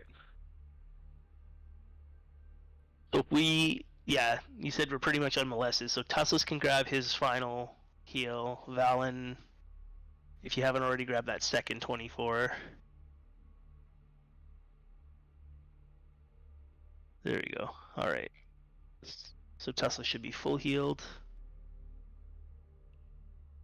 Oh, nice. Okay. Yeah. And do we want to check down the stairs, or do we want to go through these doors to the south? I kind of think the stairs, because I don't think there's doors blocking us from below. Is still stupefied. Oh. Oh, they're What? still stupefied. Oh, geez. After an hour? Yes. Oh, wow. Sorry. I was just clearing all my status effects. Okay. Yep, nope, it's all good. Wow. Alright, should I do a healing thing? Like a medicine? Figure out why they're so fucked up? Alright. Yeah. Yeah, sure. Yeah, you can try to do a recall knowledge using medicine. I have rolled it. You did. You get the feeling that this condition may lessen with time, but you think it will be. It's always hard to tell with kind of afflictions of the mind using medicine to try to figure out how long it'll last for. If only we had a doctor. With your rather high A doctor still religion- could do it. We have clumsy and feeble and sickened. Yeah, with your rather high medicine check though, you feel like the condition will lessen by 1 every 24 hours. Oh wow! Wow. Okay. Okay. Damn. Is that the same with Val's? Yes. Like they fried your brains. Yeah, I mean that Okay. was brutal. Well, we did a search of the room while we were healing up, and there was nothing of interest. Is that Right. the general? So we've got 2 doors down below here, but we also have these stairs to a room below us that appears to be like open below us. Do we want to head down, or do we want to avoid? I feel like we should do the doorway here, but keep an eye on the stairs. Okay. It's funny when you mentioned the plus 20 to the saving throw. Like earlier today, I was like, "Oh, this looks like a cool D&D stream because it was labeled D&D," and I'm like watching it, and all the rolls are like plus 22, plus 26, plus 23, and I was like, "Fuck." How high a level game are you guys playing? And then I realized, like, oh, they're playing Pathfinder. But the stream was labeled D&D, and they said they're having a D&D marathon or whatever. But I was just like, immediately I was like, Jesus Christ! Like, what level are you guys at? 20? What? Yeah, but nope. Cam, catch up. I'm trying. Sorry. The numbers are so startling when you are thinking about them like from a 5th edition D&D perspective. Oh, no kidding. Yeah. All right. This is the arena. Yeah, that was the All right. arena. Okay. So we're gonna head. Ooh. So you open up this room, you can see the stone walls of this chamber appear to glisten with blood. You see an iron maiden stands in one corner, while the other corner has a metal table bristling with nails. You can see these 3 figures seemingly having a conversation before you all walk in. But you will then see the one with the glade point towards the group. And I'll get everyone to roll initiative. Are those weird friggin' drider babies with locust wings? Ugh. Don't like. We fought one of those. That was like our first demon. Or devil or whatever. Don't like. I think on floor. Yeah, I isn't think on that the floor one 2. That, like you had a good friend, like he was a good friend of you. Yeah, you guys had a real personal like bout. Yeah. The 2 of you. It was a very intimate relationship. Yeah. You guys were like, nope. I rolled perception again. No, I did it right. I did it right. Sweet. Celsus just rocking all these nat 20s. You think Stone would just give me this character if I asked for it? Like, if I was like, hey man. You know what? He probably would. But You want to trade? You want to trade? Don't do that. You want to trade? I'm just saying, like, why have one amazing character when you could have 3 passable characters? I'm done. Alright, Tossless is first to react as he Alright. sees these 3 demonic. Alright, so he's going to use Rage, and then he's going to use Barbarian Leap, and then he's going to use Whirlwind to take out all the devils in the room at once. That's Diablo 4. Shit, okay, my bad. Alright, he's going to use Rage. That's level 25. Oh, really? Okay. I think they get an AoE attack, pretty high level. Yeah. Let's see. Him's abilities. Here we go. So he's gonna rage. Rarg. I'm gonna drag that onto a sheet. Then he's gonna move right into the mix, just right into it, because I know that's what he wants. Right into the mix. And then he's going to attack the biggest, coolest, hairiest one first. The Barbazu. And he is going to use his striking great axe. As he runs up towards the creature, ready for a fight, the creature will swing back out towards it. Oh my god! 2 in a row! Oh my god! So this is what high level is like. Everybody just hitting each other? 13 damage. Alright. Let's see. He takes that 13 damage like a champ. It has Sentinel and Polearm Master. Be careful. Oh my And god. you will see once Tuskless begin to bleed. Oh, You can see the baby. wound is rather big and almost like increasing in size from the blow. Mm-hmm. Alright. That's not good. Sorry, Stone. 23 will hit, however. Alright. Damage. 17 damage. Okay. As once more you see the thick hide of the creature stop some of the force. Okay. That will be Tuskless. These strange... Oh, sorry. At the end of Tuskless's turn, they will take 6 damage. Oh, Tussle takes 6 damage? Bleeding. As the wound bleeds. Okay. You will see this strange fly-like creature go to fly behind Tuskless. Take opportunity. Oh, yeah. Yeah, he'll take opportunity attack. Yeah. Oh no. He has no more hero points left. And you'll see this creature like try to fly up towards Tuskless's neck and just take a bite with its strange mandible. I miss you, Jeff.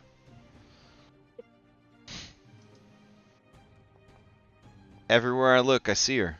You know? For 16 damage. Okay. And then it will try once more. Just hitting because it's Tuskless is flanked for another 13 damage. God, I can't believe you guys let me send this character in there like that to die. Jesus Christ, guys. You mean exactly as he would have. Yeah. I think you guys have seen the art for these enemies. So... Ugh. Oh, you have seen this, but still. Oh, he's a cutie. Alright, Cam, you're up. The baby is not. The baby is not a cutie. Alright.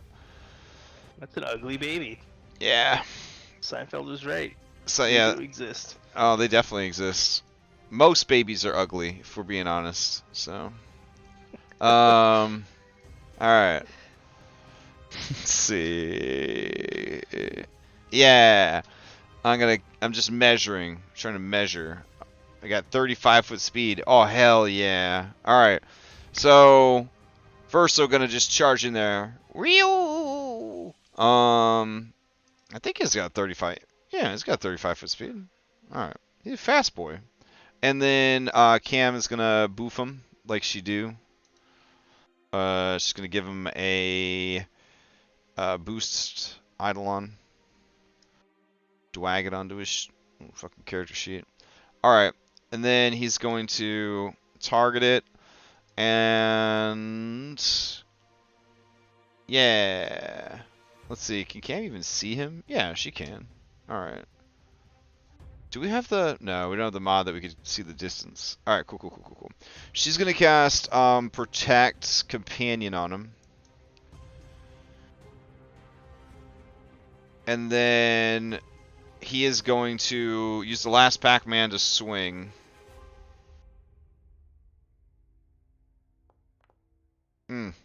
Hate to see it.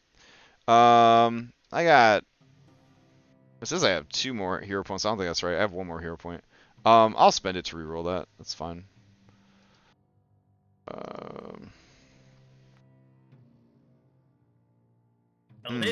Alright, here's the damage.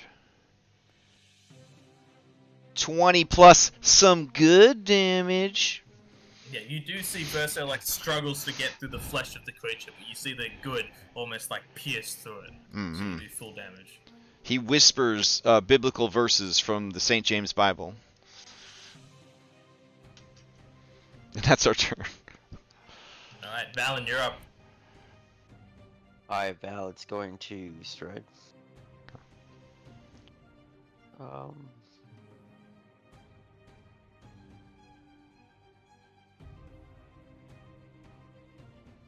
Here.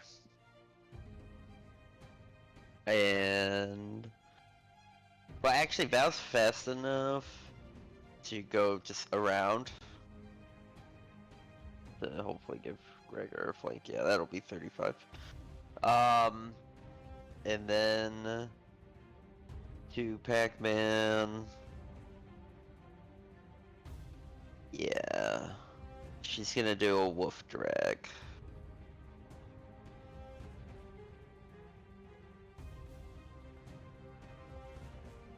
That'll hit.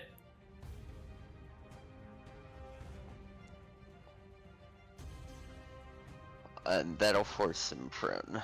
He doesn't need to run the roll the fort. I forgot to uncheck it.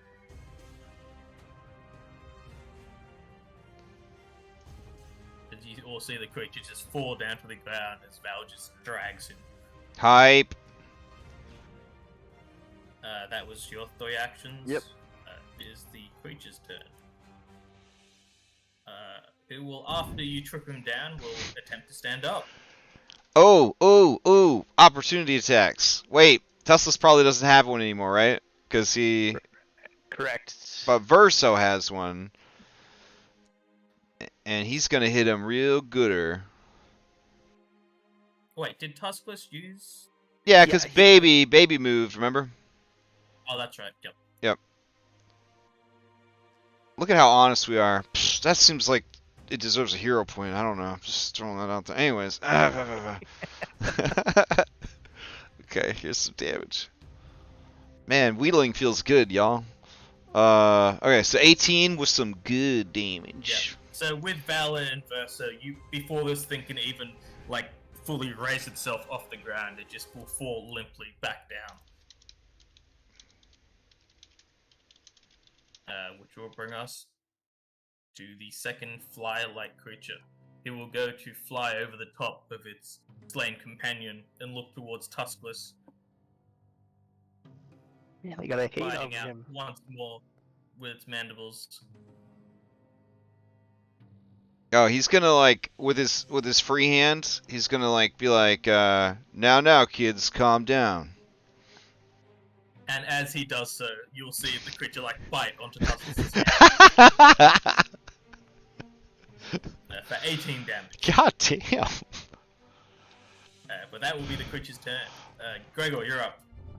As you see, one of these devils have been slain. Yeah. Careful, Gregor, they bite. I'll stride over to here. And, or sorry, no. If I can take that back, I'd like to stride behind the other one. That's fine. Okay. I'll do, yeah. So I'll just stride there. This would have faded. I'll go into stance, and I will try and slam my shield into the back of this thing's head.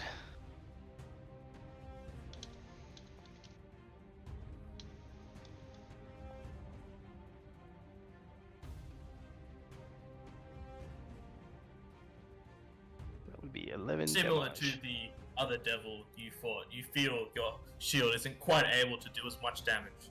But you still slam the creature in the back of its head. Mm-hmm. Alright, Tuskless is up. You see the wound continuing to bleed from his chest. Okay. Do we know, is this baby even hit yet? That one has not been hit, I don't think. All right, so we're doing focus fire. Yeah. Okay. Top baby. All right. He's gonna use power attack. Here we go. Wait, is he striking more than once? I Because think you might want want to power do a attack to be his last attack. Yeah. Oh. Okay. Unless Then- he's doing something other than striking. Nah. All right. So Remember, you can spend an action to try to reduce the bleeding.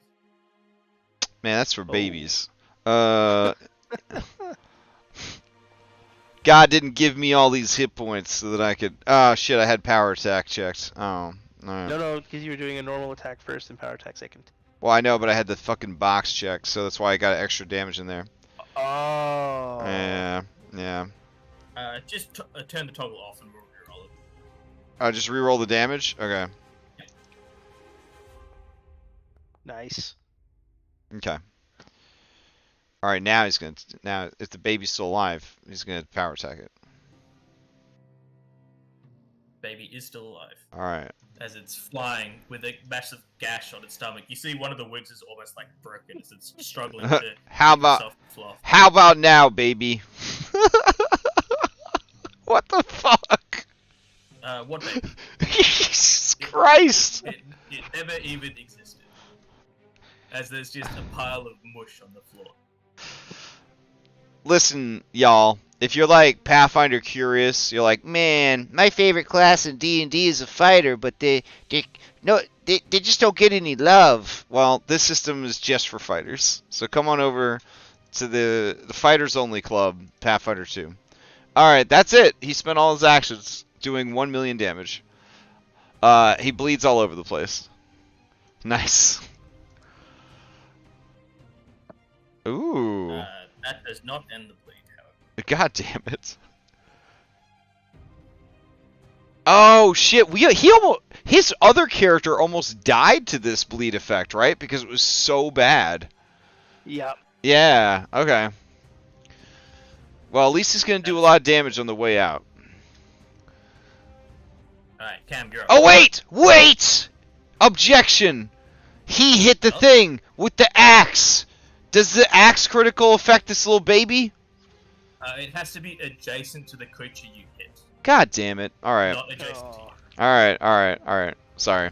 Yeah, Cam's up. She can see her boy down there. He's doing so good, kicking ass. She's going to boof him again. Same way she always boof him.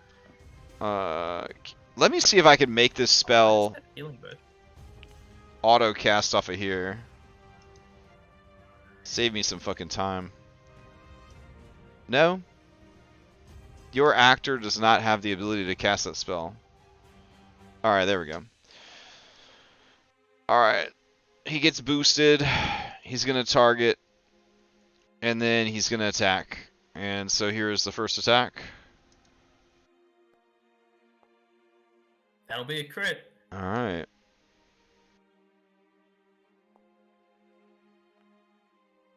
Damage. 30 damage, which is just enough as you see Versa bite this thing out of the air as it just collapses. Poip. But we probably can't leave initiative because this boy bleeding to death. Alright, second action. Cam's gonna move forward. And Verso is gonna use tandem movement just to move over here, because, you know, we can do that. And then Cam is going to cast, shit. Do we have anything that would, like, fix this? I've got treat condition, but it doesn't cover bleeding. We got Like, you can like it's either you can can like reduce the check.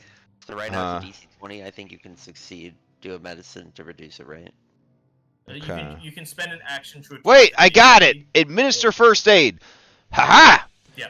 You perform So, first aid on an adjacent creature that is dying or bleeding. If a creature is both dying and bleeding, choose which ailment you're trying to treat before you roll. You administer first aid to gain an attempt to remedy the other effect. To stop the bleeding, attempt a medicine check on a creature that has taken persistent bleed damage, giving them a chance to make another flat check to remove the persistent damage. The DC is usually the DC of the effect that caused the bleed. So you can try that, but remember, on a success, it just gives him a chance to roll the DC. At the moment is 20. It is a 20? Oh, so how do we... The flat check is DC 20. Okay. So if you had all your actions on your turn, you could spend an action to reduce the DC to 15. Yeah. And do the medicine check to get him to try to roll over 15. Okay. Then I'll just use my last Pac-Man to try to reduce the DC for him. Sure. Okay. And that's my turn. Alright, Valen, are you able to do anything? No, Val gave up that life. Val is gonna watch this happen. Rub his back. Gregor, what about you? Is there anything you'll be doing to help the situation? Just regretting that he didn't insist on them bringing the doctor before going down this one last time as he watches Tussless appear to be bleeding out while Cam is frantically trying to stop it. I will essentially be readying like a lay on hands. If he looks like he's about to die, then I'll. I mean, just buy more time. lay on hands him anyways. Just give him more help now. Dramatic effect. Okay, buddy. okay. Alright, on Tussel's turn, I'm just looking through his character sheet. I don't think there's too much he can do apart from just rolling the flat check at the end of his turn. Okay. Alright. Which he will pass because it's only a DC 15. He's gonna shove the bleeding aside. It does. It's only DC 15. Okay, so he will take the 5 damage. And still bleeding to death. Correct. Alright. To bring us back to Ken. Alright, now I'm gonna lower the DC for one Pac-Man. And then I'm gonna use treat condition to help him out. So he gets to roll another one at 15, right? If you succeed the medicine check, yes. Oh, if I succeed the medicine check, you say. Alright, so what I'm gonna do is some real summoner out of combat bullshit right here. So Verso is gonna assist me with a medicine check with tandem action. You know what I'm saying? Because like, or not? Yeah, with act together. Okay. So here's. was a doctor. Yeah, he has all the same skills that I have, and he has those little T-Rex hands. They're delicate. All right. Does stupefied affect medicine? Oh shit. Maybe he shouldn't be helping me. It would. Stupefy affects all mental stats. Ooh. If he gets too low, we actually have a penalty, right? All right. Yeah. Never mind. I can just do the thing where I automatically get a 10, right? Assurance? Yes, you can. Yeah, so I'll just use assurance to just succeed automatically. Well, what does assurance give you? You get your proficiency plus 10, which my proficiency in medicine is a 12, 2 of which comes from my stats, so it's plus 10. So it would be a 20 against the DC of the effect that caused the bleed. The DC is 20, so you succeed. Okay, sweet. Okay, so then he gets to roll a d20 and try to get a 15. So should I roll that? Yeah, just roll. Alright, Teslas, pretend you're hitting a baby. Yeah! He imagines the baby in his mind's eye, and you see the bleed. He flexes his muscles, and you see it like stop the flow of the blood. Beautiful. What a character. Hall of Famer right here. Okay, I guess we all just dump all of our healing on him at once. I think, yeah, okay, so definitely we do. Plus 18. Okay, plus 18 more, got it. Yeah. Nice. And then... I like how those monsters that were very tough earlier had to all be in a group together down here. It's pretty neat. Yeah. Yeah. You could throw probably another 18 on him unless Okay. something interrupts us in the next 10 minutes. Nothing seems to interrupt you as you're in this room fully healing yourselves. However, you all feel a bit stronger. As you all hit level 7. Oh, baby. Okay, I have a very important question before we proceed. Am I leveling Gregor up, or are we heading back to town? Buddy, if you want to head back to town, we could head back to town. We're out of rations. Our people are stupefied. I don't want to go down another floor of this dungeon with everybody in a bad shape. And you know, you're excited about this other character. We've milked the it's your last day of retirement long enough. I don't oppose it. Valen? Yeah, I don't mind. We can go.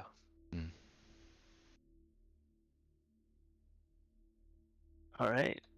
Alright, well, before the group decides to fully start heading back to town, you notice these weapon racks around this room, and your detect magic actually pings off a lot of them. Oh, You shit. find 2 +1 glaives, And you also find what appears to be some kind of kukri that appears to be constantly dripping with like blood drops. Oh, Which is a bloodletting kukri. that's edgy as hell. Is the bloodletting a rune or is this like a unique magic item? It's a unique magic. Ooh. So this +1 striking kukri has a crimson blade that shimmers eerily with bright light. On a critical hit, the kukri deals 1d8 bleed damage. If the target didn't already have bleed damage when you scored the critical hit, you also gain 1d8 temporary hit points. Oh man, this is a rogue weapon, and we don't have a rogue. So Chamomile just throws it into a fucking volcano. No! I don't actually know. I don't think Kukri. I don't know about Pathfinder. What are the weapon proficiencies for rogues? Simple. It's a martial weapon. So thankfully they're changing it when the new book comes out, but currently rogues are very limited on what weapons they can use. It's simple and some martial. Instead of changing it, can we just fucking house rule it? I'm sorry. I didn't mean to. No, I mean it is kind of sad that rogues can only use like butter knives and stuff, but yeah. Oh well. Let's see. You also find 3 acid flasks. Ooh, moderate, nice. And a cold iron shield standard grade. What does that mean? Cold iron shield. It's just what it's made out of? Cold iron. Okay. Which affects the like hardness and like the health of the weapon, as well as like if something has like resistance and you shield bash with it will get past it. Fantastic.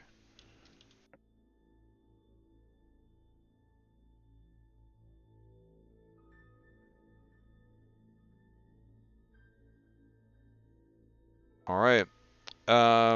That's quite a haul, guys. Like that is quite a haul, yeah. Yeah, I think it'd be cool if we went back to town. That way we could take out the armor runes in the scale mill. Right. I'd like to put them in my clothes, but I think other people might want them as well. Okay. Can So maybe with roll Tusklisk, I don't want to pick out their moves, obviously, and stuff, but if I tick the little button up, it'll at least increase the numbers on the sheet, right? So if I... What was this for, sorry? With Tusklisk, I'm not going to input all their stuff, but if I just change level 6 to level 7, that'll change all their numbers at least, right? Yes. Okay. Then I will do that real quick. Yeah, it would just be his skill increase, general feat, and skill feat if applicable. That wouldn't. Fighters also get weapon specialization at level 7, which means you'll be doing a bit more damage. Would my familiar be stronger yet? Like, or it says familiar 4. Is there like the same level familiar all the time? Do I need to be changing it to like match my level? It should. I feel like it's connected to the wrong chamomile. Oh. It should be. Yeah. Okay. So I've upped it. Ah, there we go. Yeah. Oh. Sorry. It was just linked to your other token for some reason. Oh, that's cool though. So when I level to 7 here, it just becomes level 7 there? It should, yes. Okay. Whoa. But not Verso. I have to manually set Verso's level. Because Eidolon is different. Alright. Yeah, I've had to use a mod for the Eidolon stuff. It's not really built into Foundry very well. Ah, gotcha. Appreciated. Alright, sweet. You have a recommendation on the path to perfection, Ash? Or are they just all good?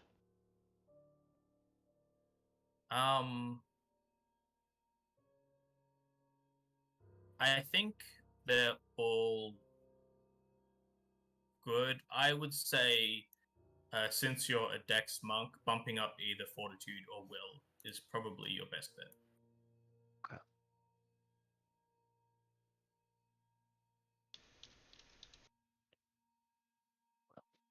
Booting up the old Path Builder. Because I don't remember anything about my build plan. I believe at level 7, the main choice you need to make is a general. General feat. Yeah. There's and a skill increase as well.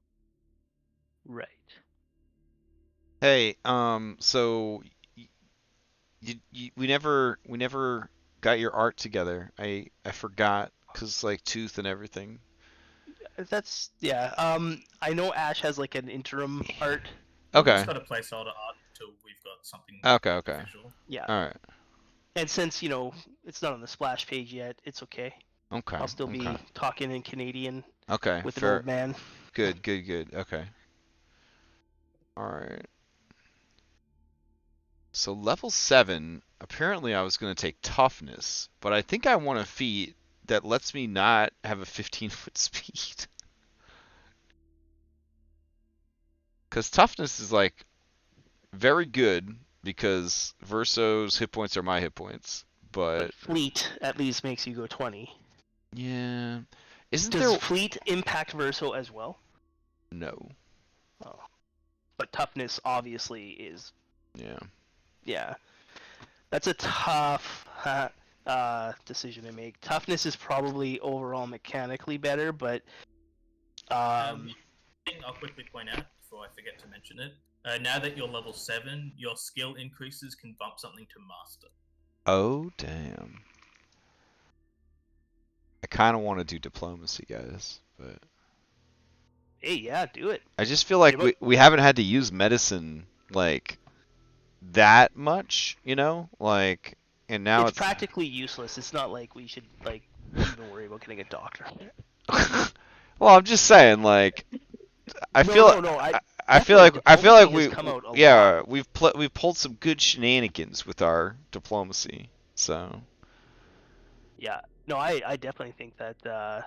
Plus, your Bon Mott comes off of diplomacy. well, that was my other build. Oh, yeah. right.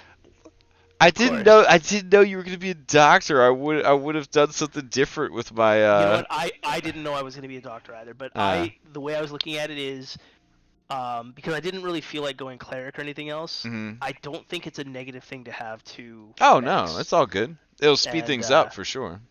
Yeah, and a new doctor is you guys will see. Okay. He's got some tricks.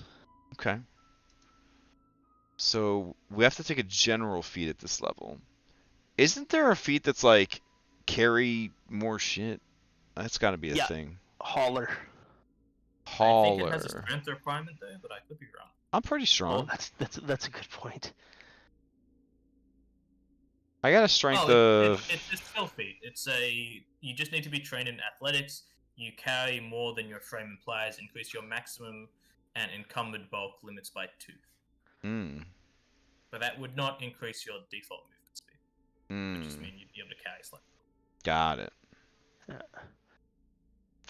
So, how important are the hit points to you versus how important is it that Cam is able to actually move faster each round? Each stride. I don't think it's too big of a deal because I have tandem movement. So like, when you're pretty solid on your positioning. Yeah, when he moves, I can move. But it is challenging to only be able to move 15 feet.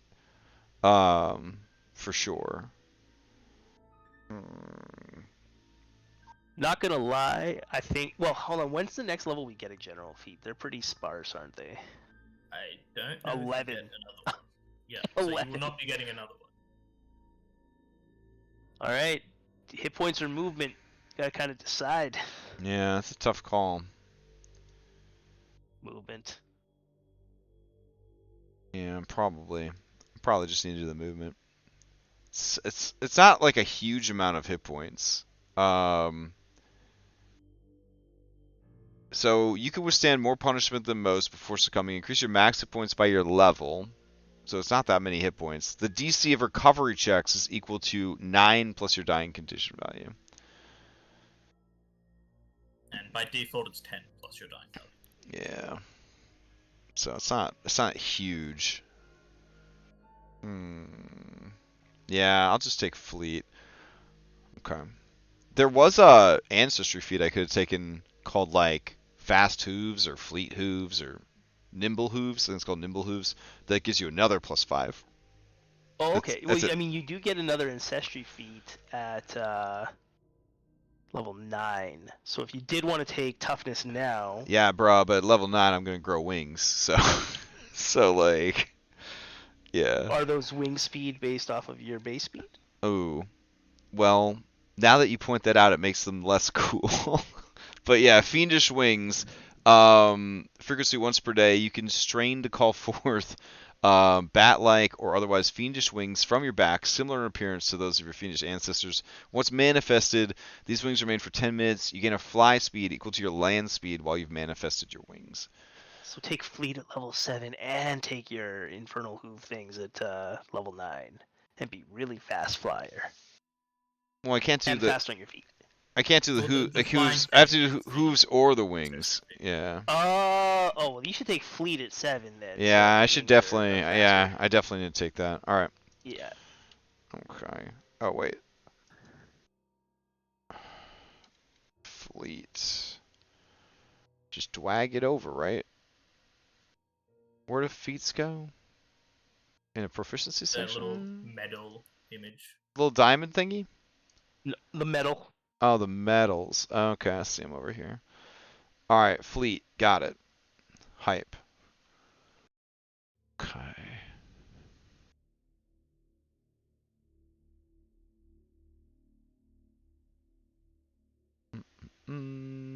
Wait, we could retrain, can't we? Yes. Oh.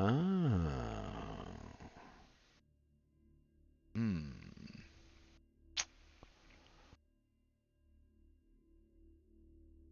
Hmm.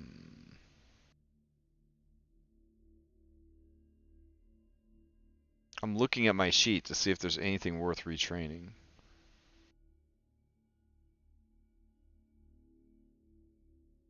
I don't know. My Eidolon gets stronger too. Your connection with your Eidolon strengthens, granting your Eidolon access to new abilities depending on its type, as described in their entry. They also get 2 additional damage with their unarmed attacks, in which it's an expert. 3 if it's a master, and 4 if it's legendary. And then Traveler's Aura.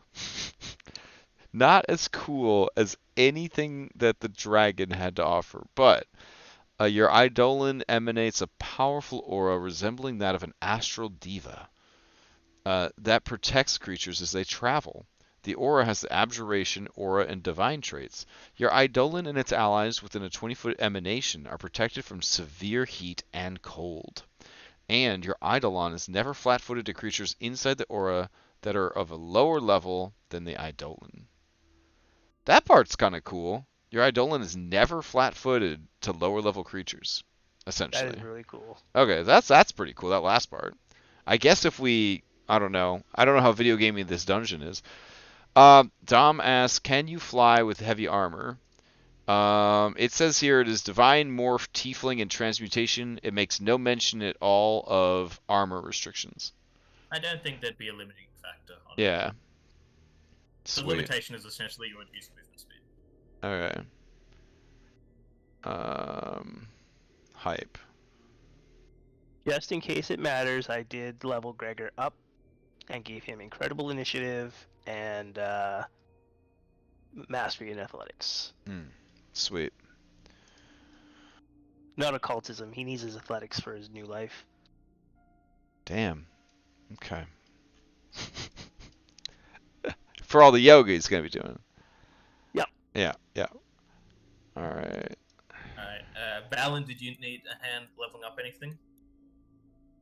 No, I'm all done. What general feat did... Oh, I see, I- fleet. is Yep, there I now. just took fleet. I figure 40 speed wasn't enough, so Hype. 45. Ooh. And He... then Okay. athletics, alright.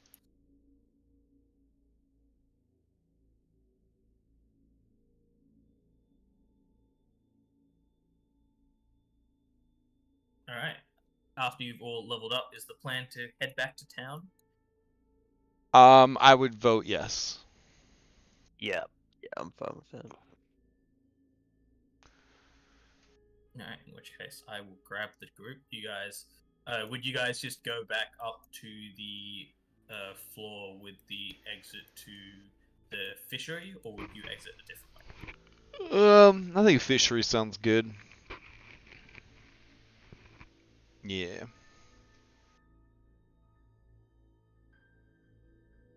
Alright, so you spend some time traversing back up the dungeon, and eventually you find yourselves back in the fishery. So I just need to change the map. Oh, there's no new spells for summoner at level Oh, 7. you should actually, yeah, no, you should have 4th level spells. Do you ever learn a new cantrip? Not by default, no. Damn. Okay. There's feats for that though. I think. Wait, that might be class feats.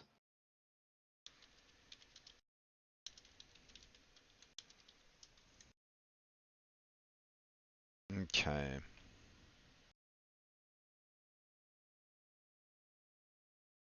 So yep, so you have access to 4th level spells now, which means as a summoner you have 3rd and 4th level spells. Sweet.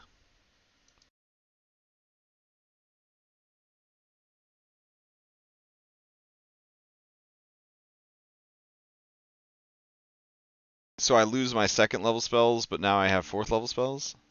Correct. Okay. Alright. I see it here. I get 3 3rd level and 2 4th level now. Wait, Alright. so you actually start losing your lower level spells as your power increases? Yes. It's sort of like a warlock. The spell selection is changing as you go. That's kind of cool. It's a little confusing, TBH, but yeah, it's pretty cool.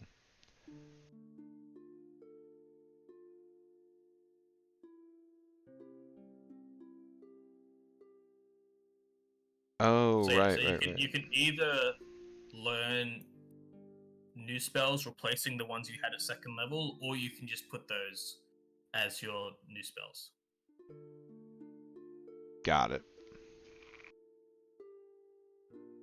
So, for example, you'd probably want to keep heal, but the other 2 would be up to you.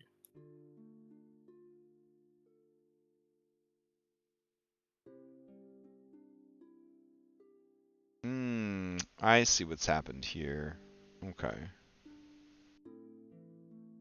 Let me know if you need a hand with anything. Cool. But yeah, so as you arrive back in Otari, you'll be greeted by Tamley. Welcome back. The mayor's been looking for you. If you have a moment, he told me to send you on his towards him when you next arrived. If we'll go pay him a visit. Yeah. Okay. Alright, how's the dungeon delving been going? Oh, so good. So good. We just, you would have loved it. There was a horrible flesh-warped abomination. It was a elf that, you see, for laughs, the monsters were fighting these flesh warpers. They just kept mutating this elf over and over again until its mind shattered, and it was just always full of fear and despair and sorrow, and it used its really long tentacles to force those feelings into our minds against our will, begging for death the whole time, screaming in agony. You'll see Tamley kind of look towards you. It's very hard to read her expression. And eventually she'll just say, perhaps it's best I don't ask how the dungeons go. Okay, that's cool too.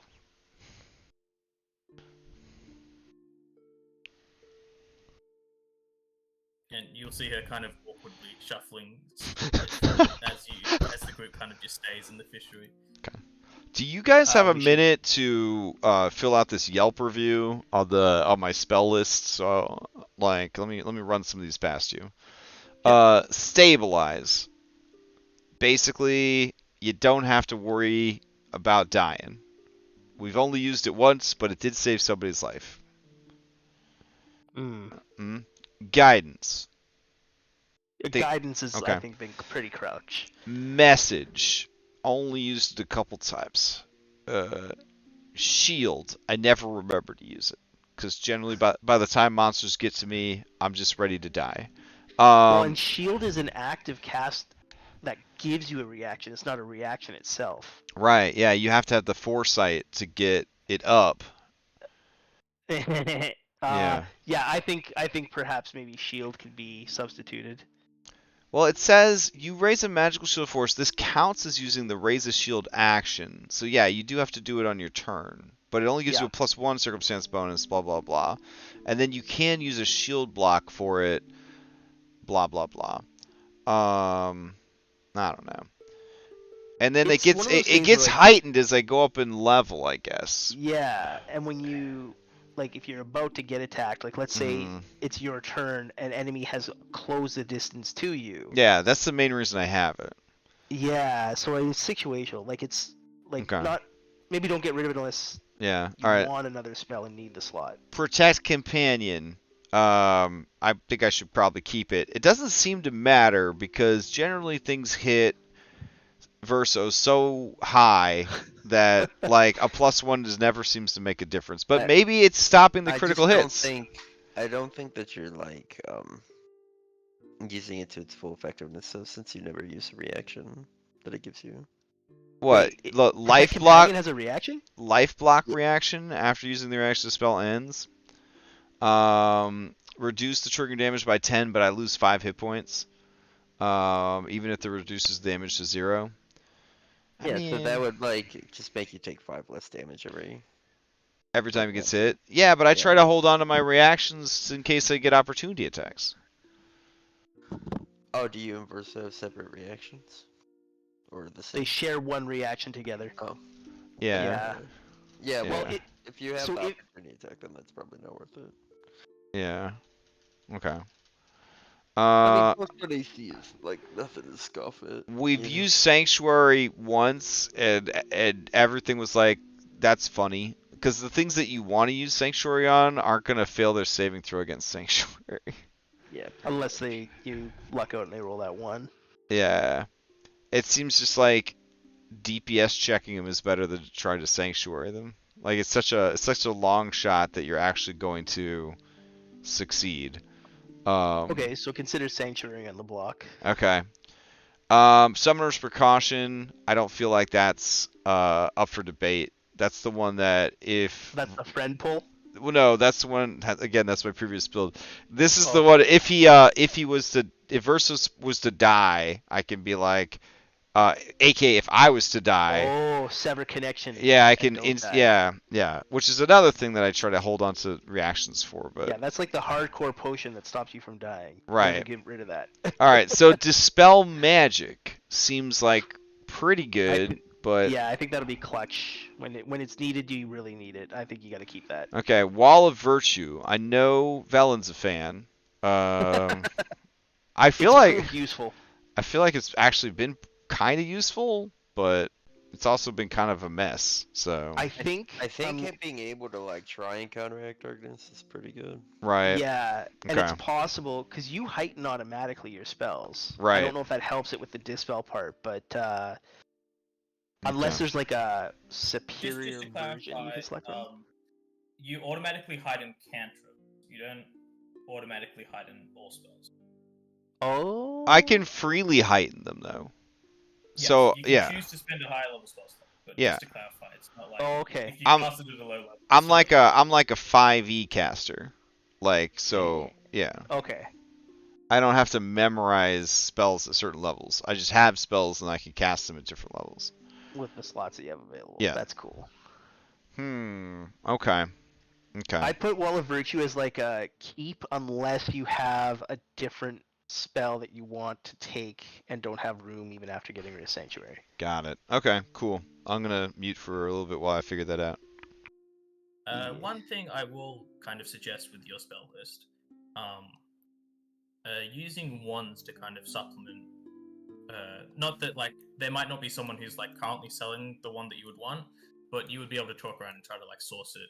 Having wands as spells you want to cast like once a day lets you free up a spell slot, or like a spell that you know to do something else.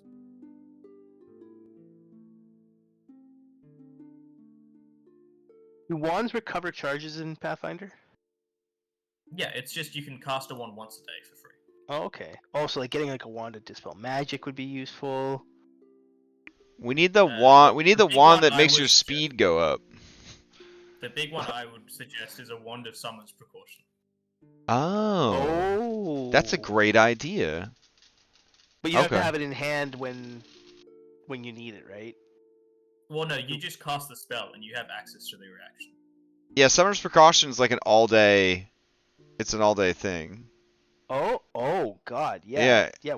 That's definitely a wand we want. Okay. Yeah, I'd like to place an order in the Macy's catalog for. That's my other Eidolon. One of them's the St. James Bible. One of them's the Macy's catalog, and I'd like to place an order for that wand. Is it Macy's catalog or Tracy's catalog? Oh, that's true. Yeah, it's the otherworldly Tracy's catalog. Yeah, that's You're Verso's aware sister, there's- Tracy.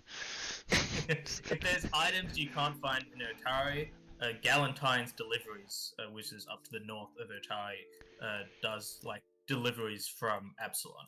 Oh, but hype. They normally take about a week. I don't mind a week of downtime. We haven't downtimed in a while, yeah? That's fine. That's fine. Yeah. True. Okay. Well, if we're gonna place an order, we really need to put our coconuts together and figure out like what we want to order. Like. Yeah, what other people like? Yeah, Yeah. what else I we think might we want. I think we should get a lot of wands. there could be possible also like weapon runes or something that aren't available in Otari. That could be beneficial for Mm-hmm. everybody. Your weapon runes go to Unique items, Verso. maybe? Sorry, I didn't catch that, Remy. Like unique items too, maybe. Hmm. Well, Tusslus might want to switch to a bow. Somebody pointed that out last week. Because a bow, I'm happy yeah. for if you guys are doing shopping, and then I'm happy for Stone to tell me before next session. If Oh, you okay. want any orders. Don't feel the need to shop for Tuskless. Okay. Could I totally abuse that same privilege for the new character since he's a level higher than we thought? Oh, that's a good point. Let me see how much extra gold. There were also a couple items that were level 6 that I didn't have access to. Hmm. So what's the spell that makes you go faster? It's probably not called Expeditious Retreat. It's Longstrider. I believe. Long Strider. Longstrider's awesome. I don't know if it's on the divine spell list. Let's find out. So Gregor, your other character would have an extra 270 gold, and they would be able to buy level 6 items.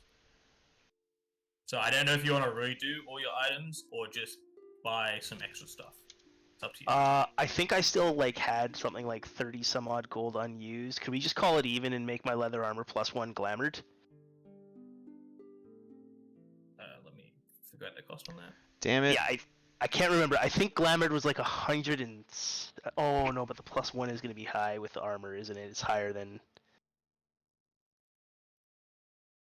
So yeah, +1 armor was 160.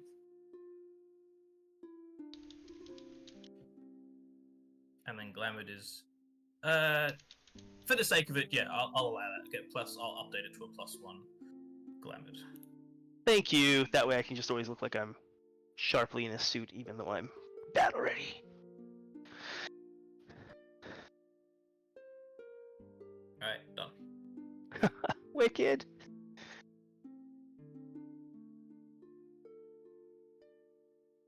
And...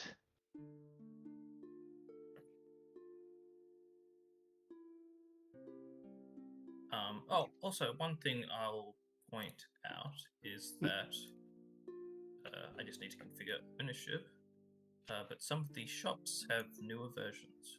Hmm.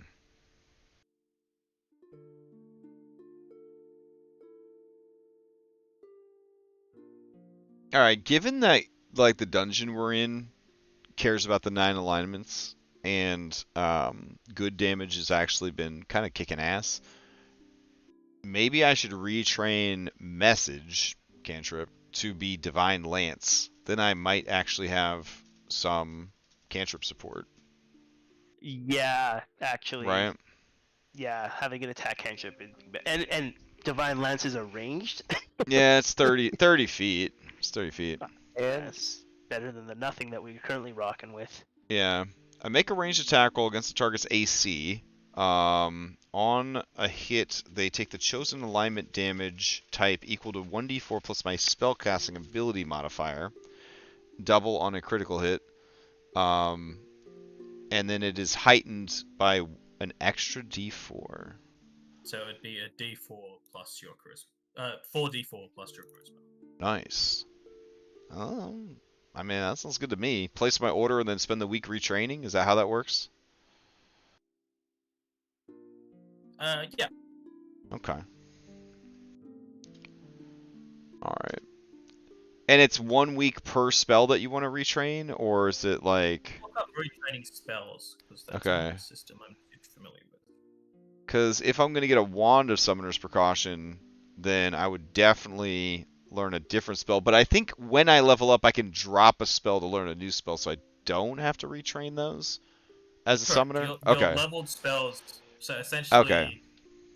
Heal, Summoner's Precaution, and Sanctuary, you can replace for free, essentially. Oh, okay. Then I don't need. Yeah, I don't need to spend. I don't need to do two different ones. But I will replace message with Divine Lance.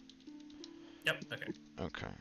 You also get to test for if they take good damage from Versa, so you may not waste yourself throwing Divine Lance. Exactly. We see that they're hurting from good damage. Then I start chucking some extra Divine Lances in there. Mm-hmm. Yeah.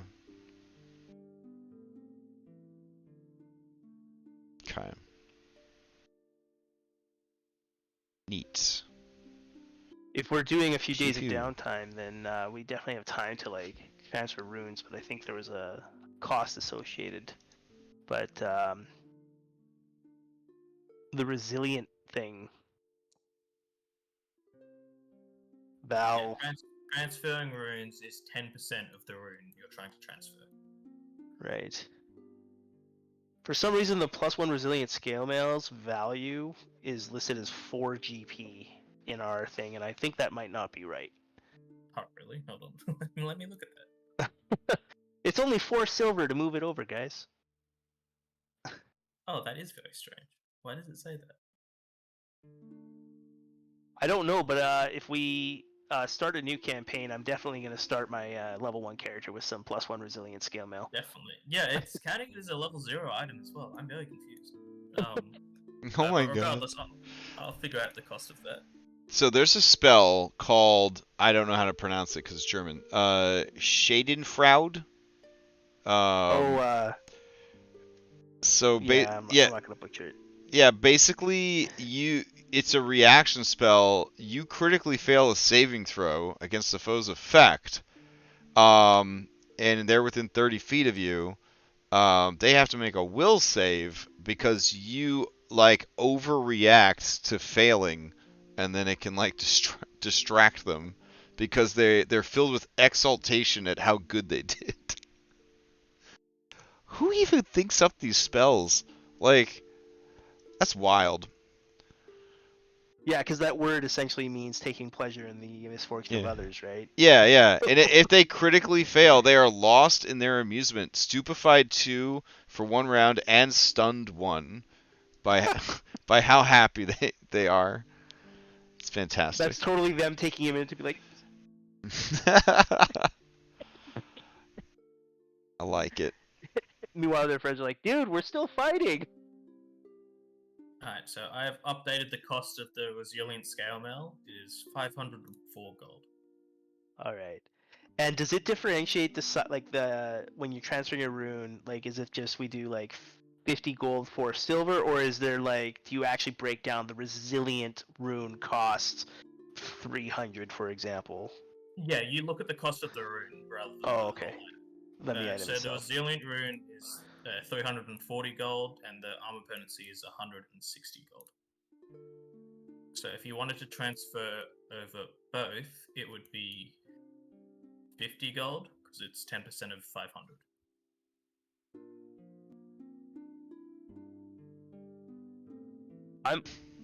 I'm fine with Val. You said you wanted that rune.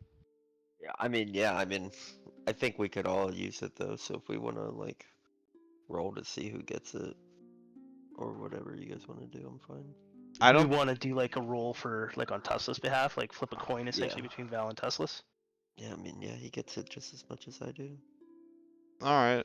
I mean, you want to just do a roll off, or you want to do a coin Sure. toss? All right. Here's my d20. All right. Here we go. Uh, All right. Who's who? Remy was fly. So. Okay. All right, My- Remy. I'm very confused. Apparently Remy's Jeff and not Val on this map. I mean, Jeff is on the map, but he's hidden. Wait, did I win? My Foundry just straight crashed when I rolled that dice. Yeah, you rolled an 18 to Tesla's 6. So, yeah, Cool. when you reload in, we can. Oh, I will put them in my clothes. We should start liquidating some of our stuff because, like, our actual assets in gold is only 132 only. But your total wealth is a lot.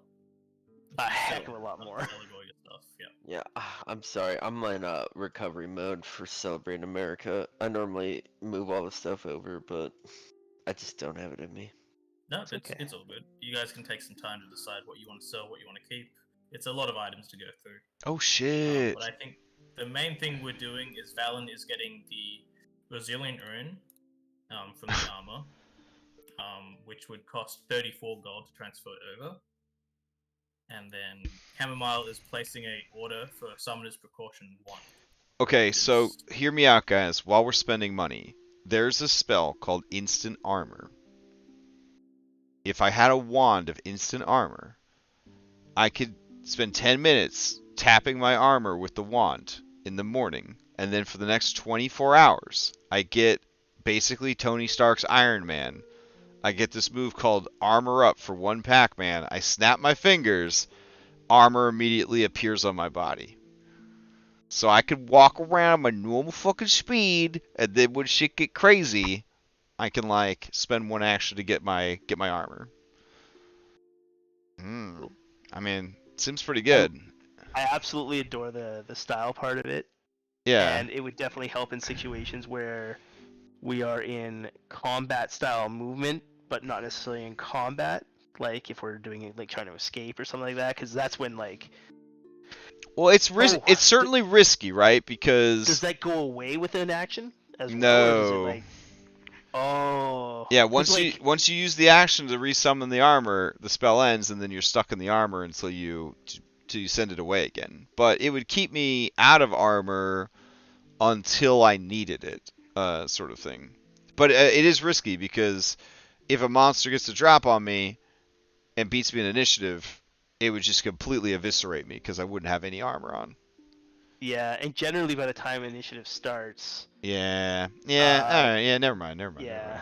Yeah. It's like it's one of those things where it's like, if I was living in this world, I'd totally do it. But when you're like, I gotta consider action economy to survive in this Yeah. adventure that's destined to or determined to kill us. It's like, do you want to have to burn a Pac-Man? Mm. Ooh, you know what we could get? Mm. I'm sorry, go ahead. I was gonna say, I think Instant Armor is very good in some more social campaigns where, like, you might be wanting to go places without your armor Right. Yeah. or something, but like in a mega dungeon, it's like, well, you're preparing for a fight, so it's rare that you want to be without your armor. Mm-hmm. Yeah. Yeah. Sorry, Valen, I cut you off. No, I'm saying we could get the thing that lets you throw stuff, and it has the benefits from the runes that you put in it. Ooh, could we order some hand wraps of striking? Cause like then. We have spare striking runes. You can just grab a Oh hand wrap. man, cause like this sword's cool and all, guys, but like, and I even had it included in my new artwork. But like, I need a hand free. Like hand frees are good. I'm walking around like fucking Gandalf with a sword in one hand and a staff in the other. I got no hands free. I got drop shit on the ground. Yeah. Just pick up hand wraps and we can pay the cost. We have a +1 striking composite longbow, which is probably not actually properly priced in the thing because it says it's only 100 GP. Mm. Or maybe it is. +1 striking is not the most expensive. That sounds right, I think. So I'm for not sure 10 the price of gold, you can literally move those +1 and a striking rune onto your hand wraps. Okay. What was the throwing thing called that we talked about last week? Throws bandolier. Guys, can we buy one of those? I And put mean, stuff I in don't. it so my darts don't suck. Yeah, as long as we got the money, yeah. Yeah, Val would inquire to see how much placing an order for a thrower's bandolier would be. Alright, so as you guys kind of approach this building up to the north where, deliveries get held, you're met by this woman wearing what appears to be some kind of chainmail. She's got various vials along her belt, and she's got like this long flowing black hair with slightly dark skin. She'll kind of look towards the group. Alright, here to place an order? Yeah. What do you want me to get? Thrower's bandolier. Ooh. We should also get a wand of restoration, y'all. Look at this thing. It's so situational, but it's like really strong. You just posted restoration. Yeah, if you click on it, it opens the spell. Oh! Yeah. And can I get Alright, well, essentially it's you pay for the item, you take a 5% cut, and then that's your cost. Okay, how much is that? And she'll bring out this like massive binder, and she'll put this massive list of like common magical items. Beautiful. Alright, where's T? Alright, throws bandolier. So 60 gold. So Okay. it would be 63 gold with delivery. Do you have any like property rooms that you think should be there, or Well, the thing about the bandolier is it doesn't transfer property runes, only fundamental runes. Okay, sure. But if you want some property runes for like something else, I can have a look. Look, I'll take just give me it. I'll take that. Yeah. And I'll put Alright, what I can in. Do you want like Okay. striking on it? Yeah. Goddamn, heroism's like guidance for everything for 10 minutes. That's Do cool. you- Striking will be an extra 65. So, what's that? I'll say.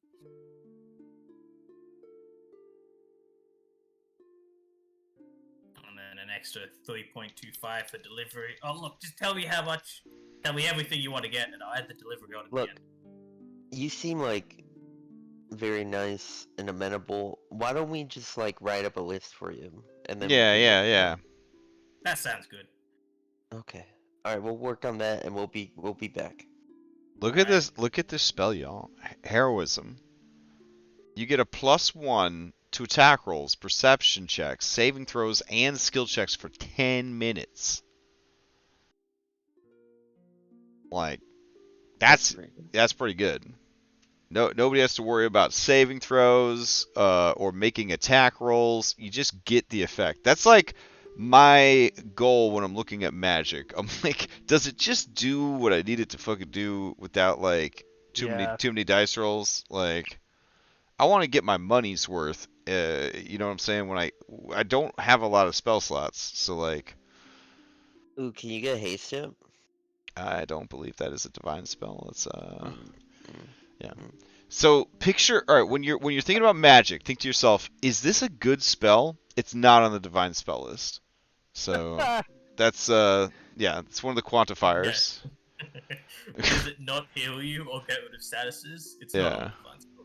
Does it not do quote unquote good damage? Like, oh my god. Wait. So no spiritual guardians, no spiritual weapon?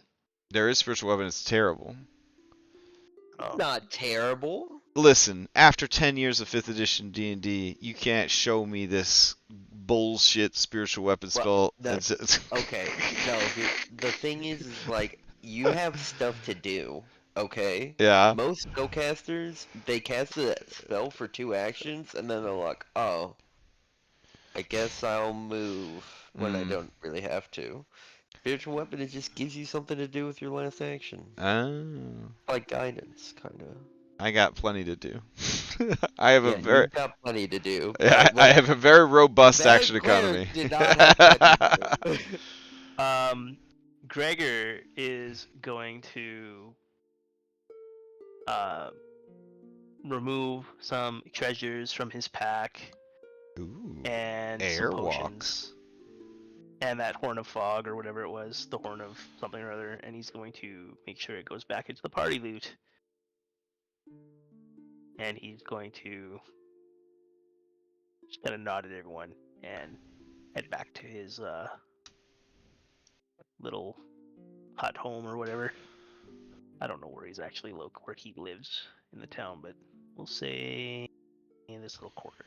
All right, listen. I Wait, might you not don't be able wanna to be a hasten us. blacksmith? I might not be able to hasten everybody, but airwalk, huh? Comfortable skateboarding shoes from the 90s. I can summon them. That's probably what the spell does, right? Let's see. The target can walk on air as if it was solid ground. It can ascend and descend in this way at a maximum of 45-degree angle. That sounds pretty cool. Yeah, that's cool. 5 minutes. You can do it for 5 minutes. 500 combat rounds. No, wait, 50 combat rounds. That is cool. One target though. Yeah. Well, I mean, it's 2 if I cast it on Verso and it carries me, but... Do you not get the fly spell? Oh wait, no. I that's think I the gotta spell. be... Wow. I gave up my arcane spell list for you guys, okay? I gave up my fucking arcane spell list Make for you a guys. healer, and then this motherfucker comes in. I with the know! counter. I know, I give up Imagine. my badass dragon summoner so that everybody can play what they want to play, and then this guy's like, I think I'll make the same thing that Crash made.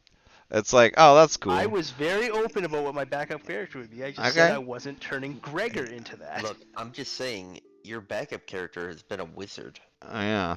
for like 10 yeah. and then out of nowhere you're like, I'm gonna play a rogue. And I'm like, I spent all this time investing in thievery. And Cam spent all this time investing in medicine. Well, I mean, to be fair, I was also thinking that I'd be putting this guy in for a party wipe. Yeah. So I was, So now he'll just be the one to survive after botching surgery on all of you guys after a near death. Look, I'm about to just go read that crazy book and become a wizard. I'm saying that your Crash faction has taken a huge hit with this Dr. Elf. I'm just saying. Dr. Elf is I'm not a fan. Not a fan. I haven't even met the character yet. Already not a fan. That's the transparency that you get from our long friendship. So I'm already not a fan of Dr. Elf. But I'm not going to let those feelings translate into my roleplay experience. So Yes, you will. No. I'm like a 4 out of 10 role player, okay? I'm gonna bring the best damn role playing I can to the table. Alright, let's see. Divine Wrath. Damages and hinders creatures of alignments opposed by your deity. It's so wild. In the year 2023, they got a 9 alignment system based game. So weird to me. No, not for long. Not for long. Gonna take that. They're gonna take the drow. They're gonna shoot him into space. I mean, I'm just gonna say this. I actually find it concerning and non-progressive to eliminate the good and evil scales. What? Good and evil is culturally based. It's culturally biased. Like. So good and evil damage is still gonna be like a thing. It's just getting renamed. Yeah. And then they realize because like chaotic and lawful damage are like technically like our thing in 2E, but like they're never used. So well, they could call it like discordant and axiomatic or whatever. They like, could definitely think of something, but they were like, yeah. considering how many monsters we we have, and like 2 of them use it, Yeah. we're just getting rid of it. It's so weird. So Divine Wrath is essentially a Good Burger fireball. So you just shout, "Welcome to Good Burger," and 120 feet away, a 20-foot burst of goodness goes off. Oh my god. But it's 4d10 good damage, which is kind of dope. But they're like, wait, divine spell? Let's not get crazy, guys. Maybe make it a fortitude save.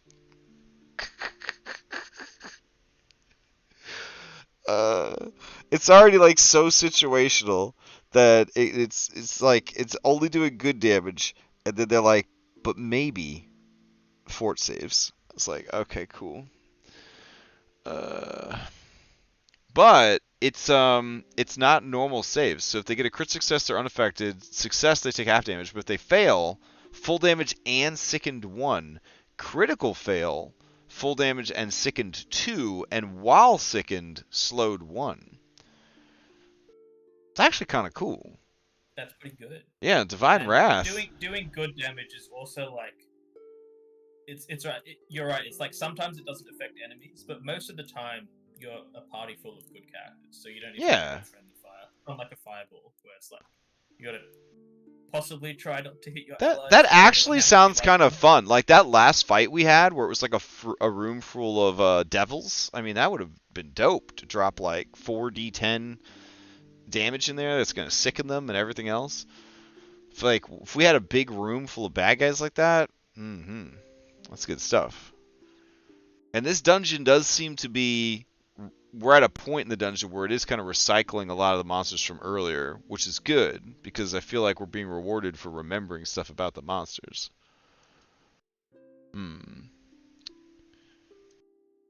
Alright. That's not bad. That's not bad. Well, I could retrain feats. Can you retrain your archetype feats? I don't want to be a doctor anymore. Yeah, you can. Cool. I'm going to spend the next 3 months in game retraining out of Doctor, because I don't want to have a non-competitor's clause with the new Doctor. Alright. There goes that synergy I was counting on. What synergy? What? When no one's had to get treated with medicine at any point other than between fights. I've never had to use battle medicine, and I've had this for like, God, it has to have been what, 8 weeks now that we've since we switched characters? Longer than that, right? I can't. That's when the doctor goes down and we don't have any healing. We do. They're called potions. Like, I'm also, get this, a magical healer. Wait. Are you suggesting that we finish this campaign without having 99 potions in our pack? Well, first of all, yes. The entire system is fueled by... Oh my gosh. Anyways, thank you, Ash. I'm definitely going to retrain between the next time we go in the dungeon. I am no longer a doctor. I'm going to throw my medicine kit on the floor, kick it across the room. Then I'm going to go peek on Tusslus while he's bathing in the local pond by the druids. Yeah. His muscles rippling in the sun. Tossing his hair like he's in a champagne commercial. Gnome quarter orc They look like love. They look like the byproduct of love. That's right. Let's see. Is that how Cupid was born? Maybe. Wow, dull ambition. Curse a creature with an unfortunate lack of ambition. A Hail Mary on the final boss. And then she's just like, I'm assuming it's a she because of the lore so far. She's just like, I don't even feel like taking over the world anymore. What's the duration on that? Roll credits. I don't know. There's so many spells that like, it's like, man, this is a cool idea. And then I just can't imagine it like coming into play too often. Dull ambition is critical success, they're unaffected. Success for 1 hour, they roll twice and use the lower result on initiative rolls. That's weird. I guess this is meant for bad guys to use on us. Failure, for 1 day, the target rolls twice and uses the lowest result on initiative, and any checks to determine success of their downtime. and then critical failure, but it's forever. Okay. I don't know when I critically failed that in real life, but I need someone to dispel that, please. Dull ambition, man. Yeah. That's hitting a little close to home. Why would this be in the advanced player's guide? Who am I going to cast this on as a good guy, as a hero?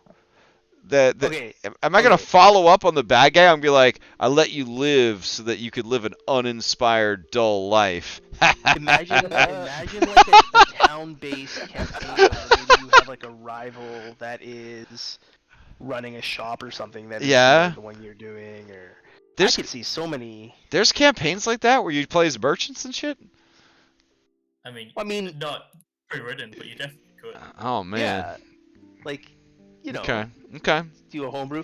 5e equivalent. Look at Dragon Heist. There's one of the I don't know all of the permutations of it all, but the one that I played in, we ended up like owning an inn or a tavern or whatever, and like there was another shopkeeper like down the block that was like a dick. Like he was like reporting man. us for false stuff to the guard. And, Ah. we Dull his ambitions. Okay. like that 100%. If I had access to that, because I mean I did other stuff to him that. Wow. We won the prank war. Let's just say that, but Mm. that spell would have been like pretty sweet to use on somebody like that. You know, someone who deserves it, someone who provokes you first. I'm going to just go on to Fiverr, and I'm going to be like, listen, I need a good divine summoner by next week. And then see if there's anybody on Fiverr that just makes characters. So. You're like, wait, Ashwin, why are you? little side hustle, little side hustle. Yeah. For an extra $50, because that's how they get you on Fiverr. It's $5, but then for anything good, it's all DLC. He's like, for an extra $50, I'll even approve this build. No, oh, damn. I was gonna say they provide a video explaining the build, but oh man, Vital Beacon. Okay, this sounds good. It says here Bloodline Nymph. Does that mean I have to be a nymph to have access to this? I think so. That Ah. sounds like it's probably a sorcerer thing, isn't it? Yeah. It means if no, you don't need to be that sorcerer, but that's a spell that sorcerer type gets. Oh, even though okay. It's not on their normal spell list. Okay. Oh. Because this is some good stuff here. Listen to this. Vital Beacon. Radiate vitality that heals creatures that touch you. Vitality radiates outwards from you, allowing others to supplicate and receive healing. Once per round, either you or an ally can use an interact action to supplicate and lay hands upon you to regain hit points. Each time the beacon, Gregor made up this spell, each time the beacon heals someone, it decreases its in strength. It restores 4d10 hit points to the first creature, 4d8 to the second, 46 to the third, and 44 to the fourth, after which the spell ends. And you can only have one Vital Beacon active at a time. But, like, hot damn. That seems like pretty good. And listen to this shit. It takes 1 minute to cast, but it lasts all day. So your body is just like 4 healing potions. We should get a wand of Vital Beacon. Like, that would be amazing. We could use it on Verso, who's up front, and you guys could just touch Verso to get heals without me It has to be consensual touch, right? Like an enemy can't touch him to heal. Yeah. It says others to supplicate and receive healing once per round. You are an ally. Yeah. Okay, yeah. Oh man, yeah. Let's add that to the grocery list. Holy shit. I was gonna say, or you cast it on pork, and we got like a behind the lines. Oh, that'd be amazing. But then I think pork would definitely be a target at that point. But that's still pretty cool. Yeah. Like. I will need to figure. Let me just read up on the spell. I think it might be cast self, but I could be wrong. Can you not have a self-casting wand? No, you can, but I'm saying you wouldn't be able to cast it on Verso. Oh. It would only be on Cam. Oh, I Then got wouldn't you. it be on both of them? Nah, it's not. We don't share spells like a Oh, 5th edition. he's not like your paladin mount. No, I don't think paladin mounts share spells in the system either. It's still a dope ass spell though. So yeah, it doesn't say range self, but the wording is vitality radiates outwards from you. What's the So I target? it doesn't list a target, but the description says vitality radiates outwards from you. you, allowing Yeah. others to supplicate and receive healing. So I Why think does it's why target. doesn't it why aren't they formatted to just clearly say like who the target is? I I mean, think it's so it doesn't have normally spells like I think Longstrider says target self, but for some reason this. Let me double check that actually. okay. Maybe I misremember wording. Okay, You're yeah, all no, about that until I you must be realize that people were going to be petting your gnome. I must be misremembering because Longstrider doesn't say self either. It just is in the spell description that it increases your speed. Yeah. It sounds like it sounds like it's self only. Yeah. Hmm. Yeah, I might be misremembering from another edition where it would say like target self, but I Got think it. it's just you need to read the spell description and it tells you.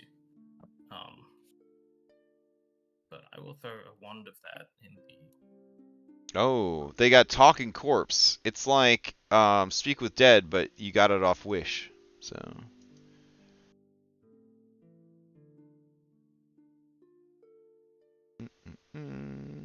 Wow. Talking corpse. So it's speak with dead, but they get to make a saving throw. On a critical success, they can lie or refuse to answer your questions. And then they will haunt you for 24 hours. I love it. That's fantastic. Success, they can provide false information or refuse to answer your questions. Failure, they must answer truthfully, but they can be brief, cryptic, repetitive, and evil genied. Critical failure, as a failure, but they have to be more direct, though they can still be cryptic.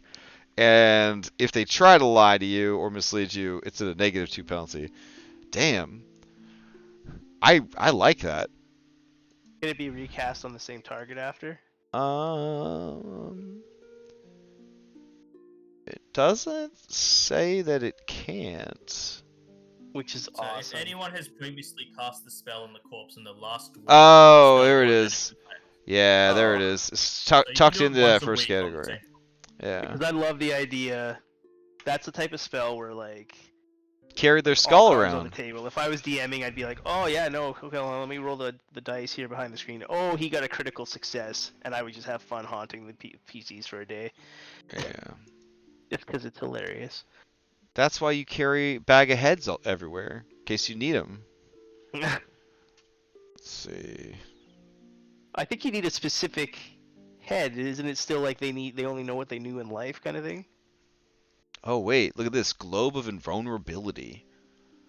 You create an immobile globe around yourself that attempts to counteract any spell from outside the globe whose area or targets enter into the globe, as if the globe were a dispel magic spell one level lower than its actual spell level. If the counteract attempt succeeds, it prevents only the portion of the spell that would have entered the globe. That's still pretty cool. I also like that the globe of invulnerability has to like you have to still be a good spellcaster to get it to work. You don't just get to be like force field and like that's it. So, man, the spells really make you think a lot harder about like which ones you want to take. I don't know. I'm into it. All right, I think I am gonna take Divine Wrath though. It seems like a winner.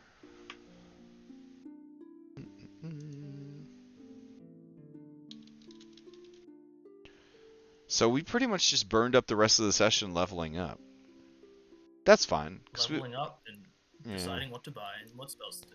Yeah, can we get you that list before next session, and then we have like a week Yep, to that's discuss? fine. Okay. You don't need to rush it in the next 4 minutes. That's perfectly fine. Sweet.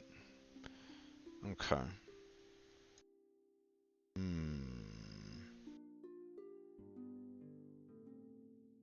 All right. Magic mailbox. Interdimensionally link two containers together. That sounds fucking awesome. All right. It takes 1 hour. You touch two containers, each no longer than 5 feet in any dimension. Those are big. Those are basically like teleportation chambers.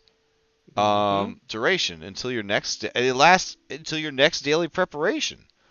You create an interdimensional link between two containers, both of which must be capable of being closed in such a way that their contents aren't visible. If both containers are left closed for 10 consecutive minutes, the contents of each one, totaling no more than 3 bulk of non-living, non-magical material per container, transports to the other's location.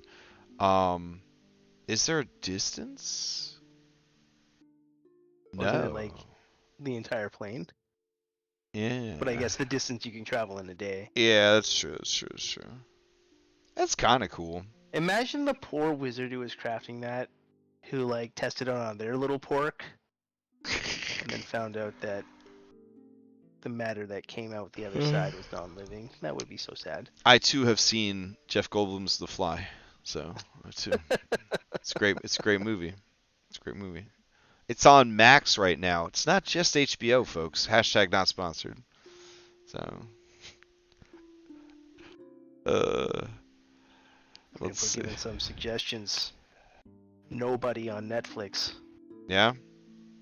Watching what's his name, Bob Odenkirk. As an action hero. Oh, Never thought I'd see him as an action hero. Holy damn! it was good. It was pretty solid, man. Very entertaining. Oh, listen to this. Holy Cascade. I already love that sound. 500-foot range, 20-foot burst. Reflex save. This is the real holy fireball. You call upon sacred energy to amplify a vial of holy water, tossing it an incredible distance. No shit, 500 feet in Pathfinder is an incredible distance. It explodes in an enormous burst that deals 3d6 bludgeoning damage to creatures in the area from the cascade of water, and then 6d6 positive damage to undead, and 6d6 good damage to fiends. So I guess if you are an undead fiend who doesn't like bludgeoning damage, this is the worst thing that could ever happen to you. I love that. That is a wicked spell. Was that level 4? It's level 4, and you have to have a bottle of holy water. But, like, that is way better than the one I just added. Oh my god. But are there any undead fiends? Like, is that a thing?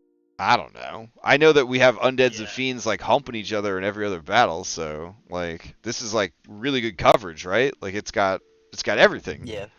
Yeah. Plus, it's got a little bit of bludgeoning damage there just for funzos. Well, I want that spell. How many? That one. Yeah, how much is the holy water?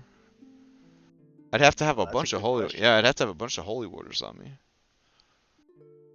Dang, holy cascade. Holy water, 3 gold. Oh, what? Okay.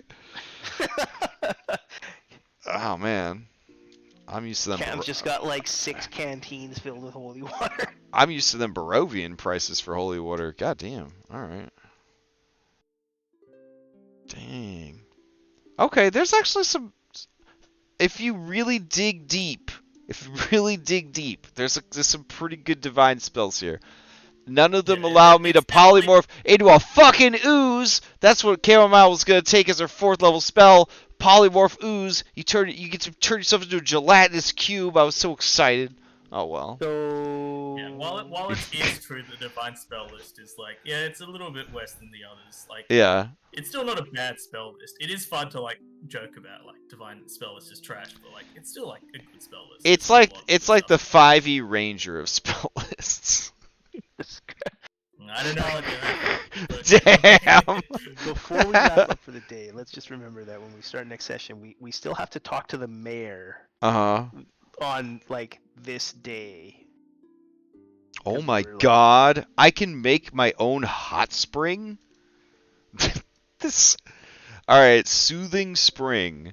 It takes 1 minute to cast and it lasts for 1 hour. Steam wisps into the air as a stone-lined pool appears in the ground, fills with hot water that bubbles up from the earth. The water is comfortably hot and smells mildly sulfurous in a not unpleasant way. You are able to draw out the full energizing potential of the mineral-rich water. Any creature that spends the full hour soaking in the hot spring or basking in the mud from the bottom of the pit regains 10 d8 hit points and feels refreshed, losing the fatigued condition. As normal for effects that remove fatigue, this does remove any underlying source of fatigue, such as lack of sleep, causes the condition to return if the underlying source isn't addressed. The pool is 20 feet on a side, and it's 5 feet deep. It can contain 16 medium or smaller creatures at a time. A large creature counts as 8 medium creatures, and a huge fills the entire pool. It has a structure trait and the same restrictions as magical items that create structures. What? Can we get a wand of that? Like, just carry a fucking hot tub in your pocket? Oh man, I'm adding that to the grocery list. Soothing Spring. Okay. Man, the spells in this system are as wild as the monsters. Like, so cool. I feel like you could make the most problematic character. Like, the only healing they provide is in the hot springs, and you have to touch them. That's like, sorry, you want heals? You either gotta touch my body, or you gotta get this, gotta get the hot tub with me. It's the only way I can provide healing. Amazing. Anyways, I guess we're at time. We are. Do you have anything else for us before we do announcements and I don't whatnot? believe so. Okay. I don't believe I have any announcements or such. It looks Okay. like next session we'll be introduced to replacement Gregor, and you're gonna have a meeting with the mayor. All right, sounds good. Quick announcements. Tomorrow night we're going to play some Dragon's Dogma in classic Japanese RPG fashion. I have a quest called The Final Battle, but I had Dom spoil it for me. It's not really the final battle. So I thought the game might be close to being over. I don't think it is. So we're going to grind that shit out so that we can play Baldur's Gate 3 starting in August. 4-player co-op of Baldur's Gate 3. So that should be pretty fun. Thursday, Curse of Strahd Nightfall. Friday, we're going to do a vodcast about GMs that say no in this world of saying yes. ... Saturday morning, we got Red Hand of Doom. Sunday morning, we got Curse of Strahd Daybreak. We actually have a new player starting. So that should be pretty interesting. And they're getting ready to do some... I don't know what they're getting ready to do. They're kind of being pulled in a lot of different directions. It's a very stressful campaign, apparently.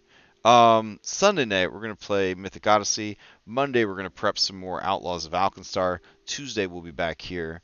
I hope everybody has a safe and healthy week. And thanks for hanging out with us for the last hour as we looked over the Divine Spell list to try to figure out what we were doing for our level 7 level up. Out of what, 10 in this campaign, right? And we're getting ready to head down to floor number 7 too. So like, hot damn. It's going to be pretty cool. All right. Hope everybody has a good night, a good week, and we'll see you guys next time. Yep, hope people had fun in the session, even though we had a rather chill last third of the session. Hope people still had fun. Keen for next week. I had fun rolling 64 points of damage on a crit with someone else's character. It was fantastic. Yeah, no, it's good. Level up is always fun.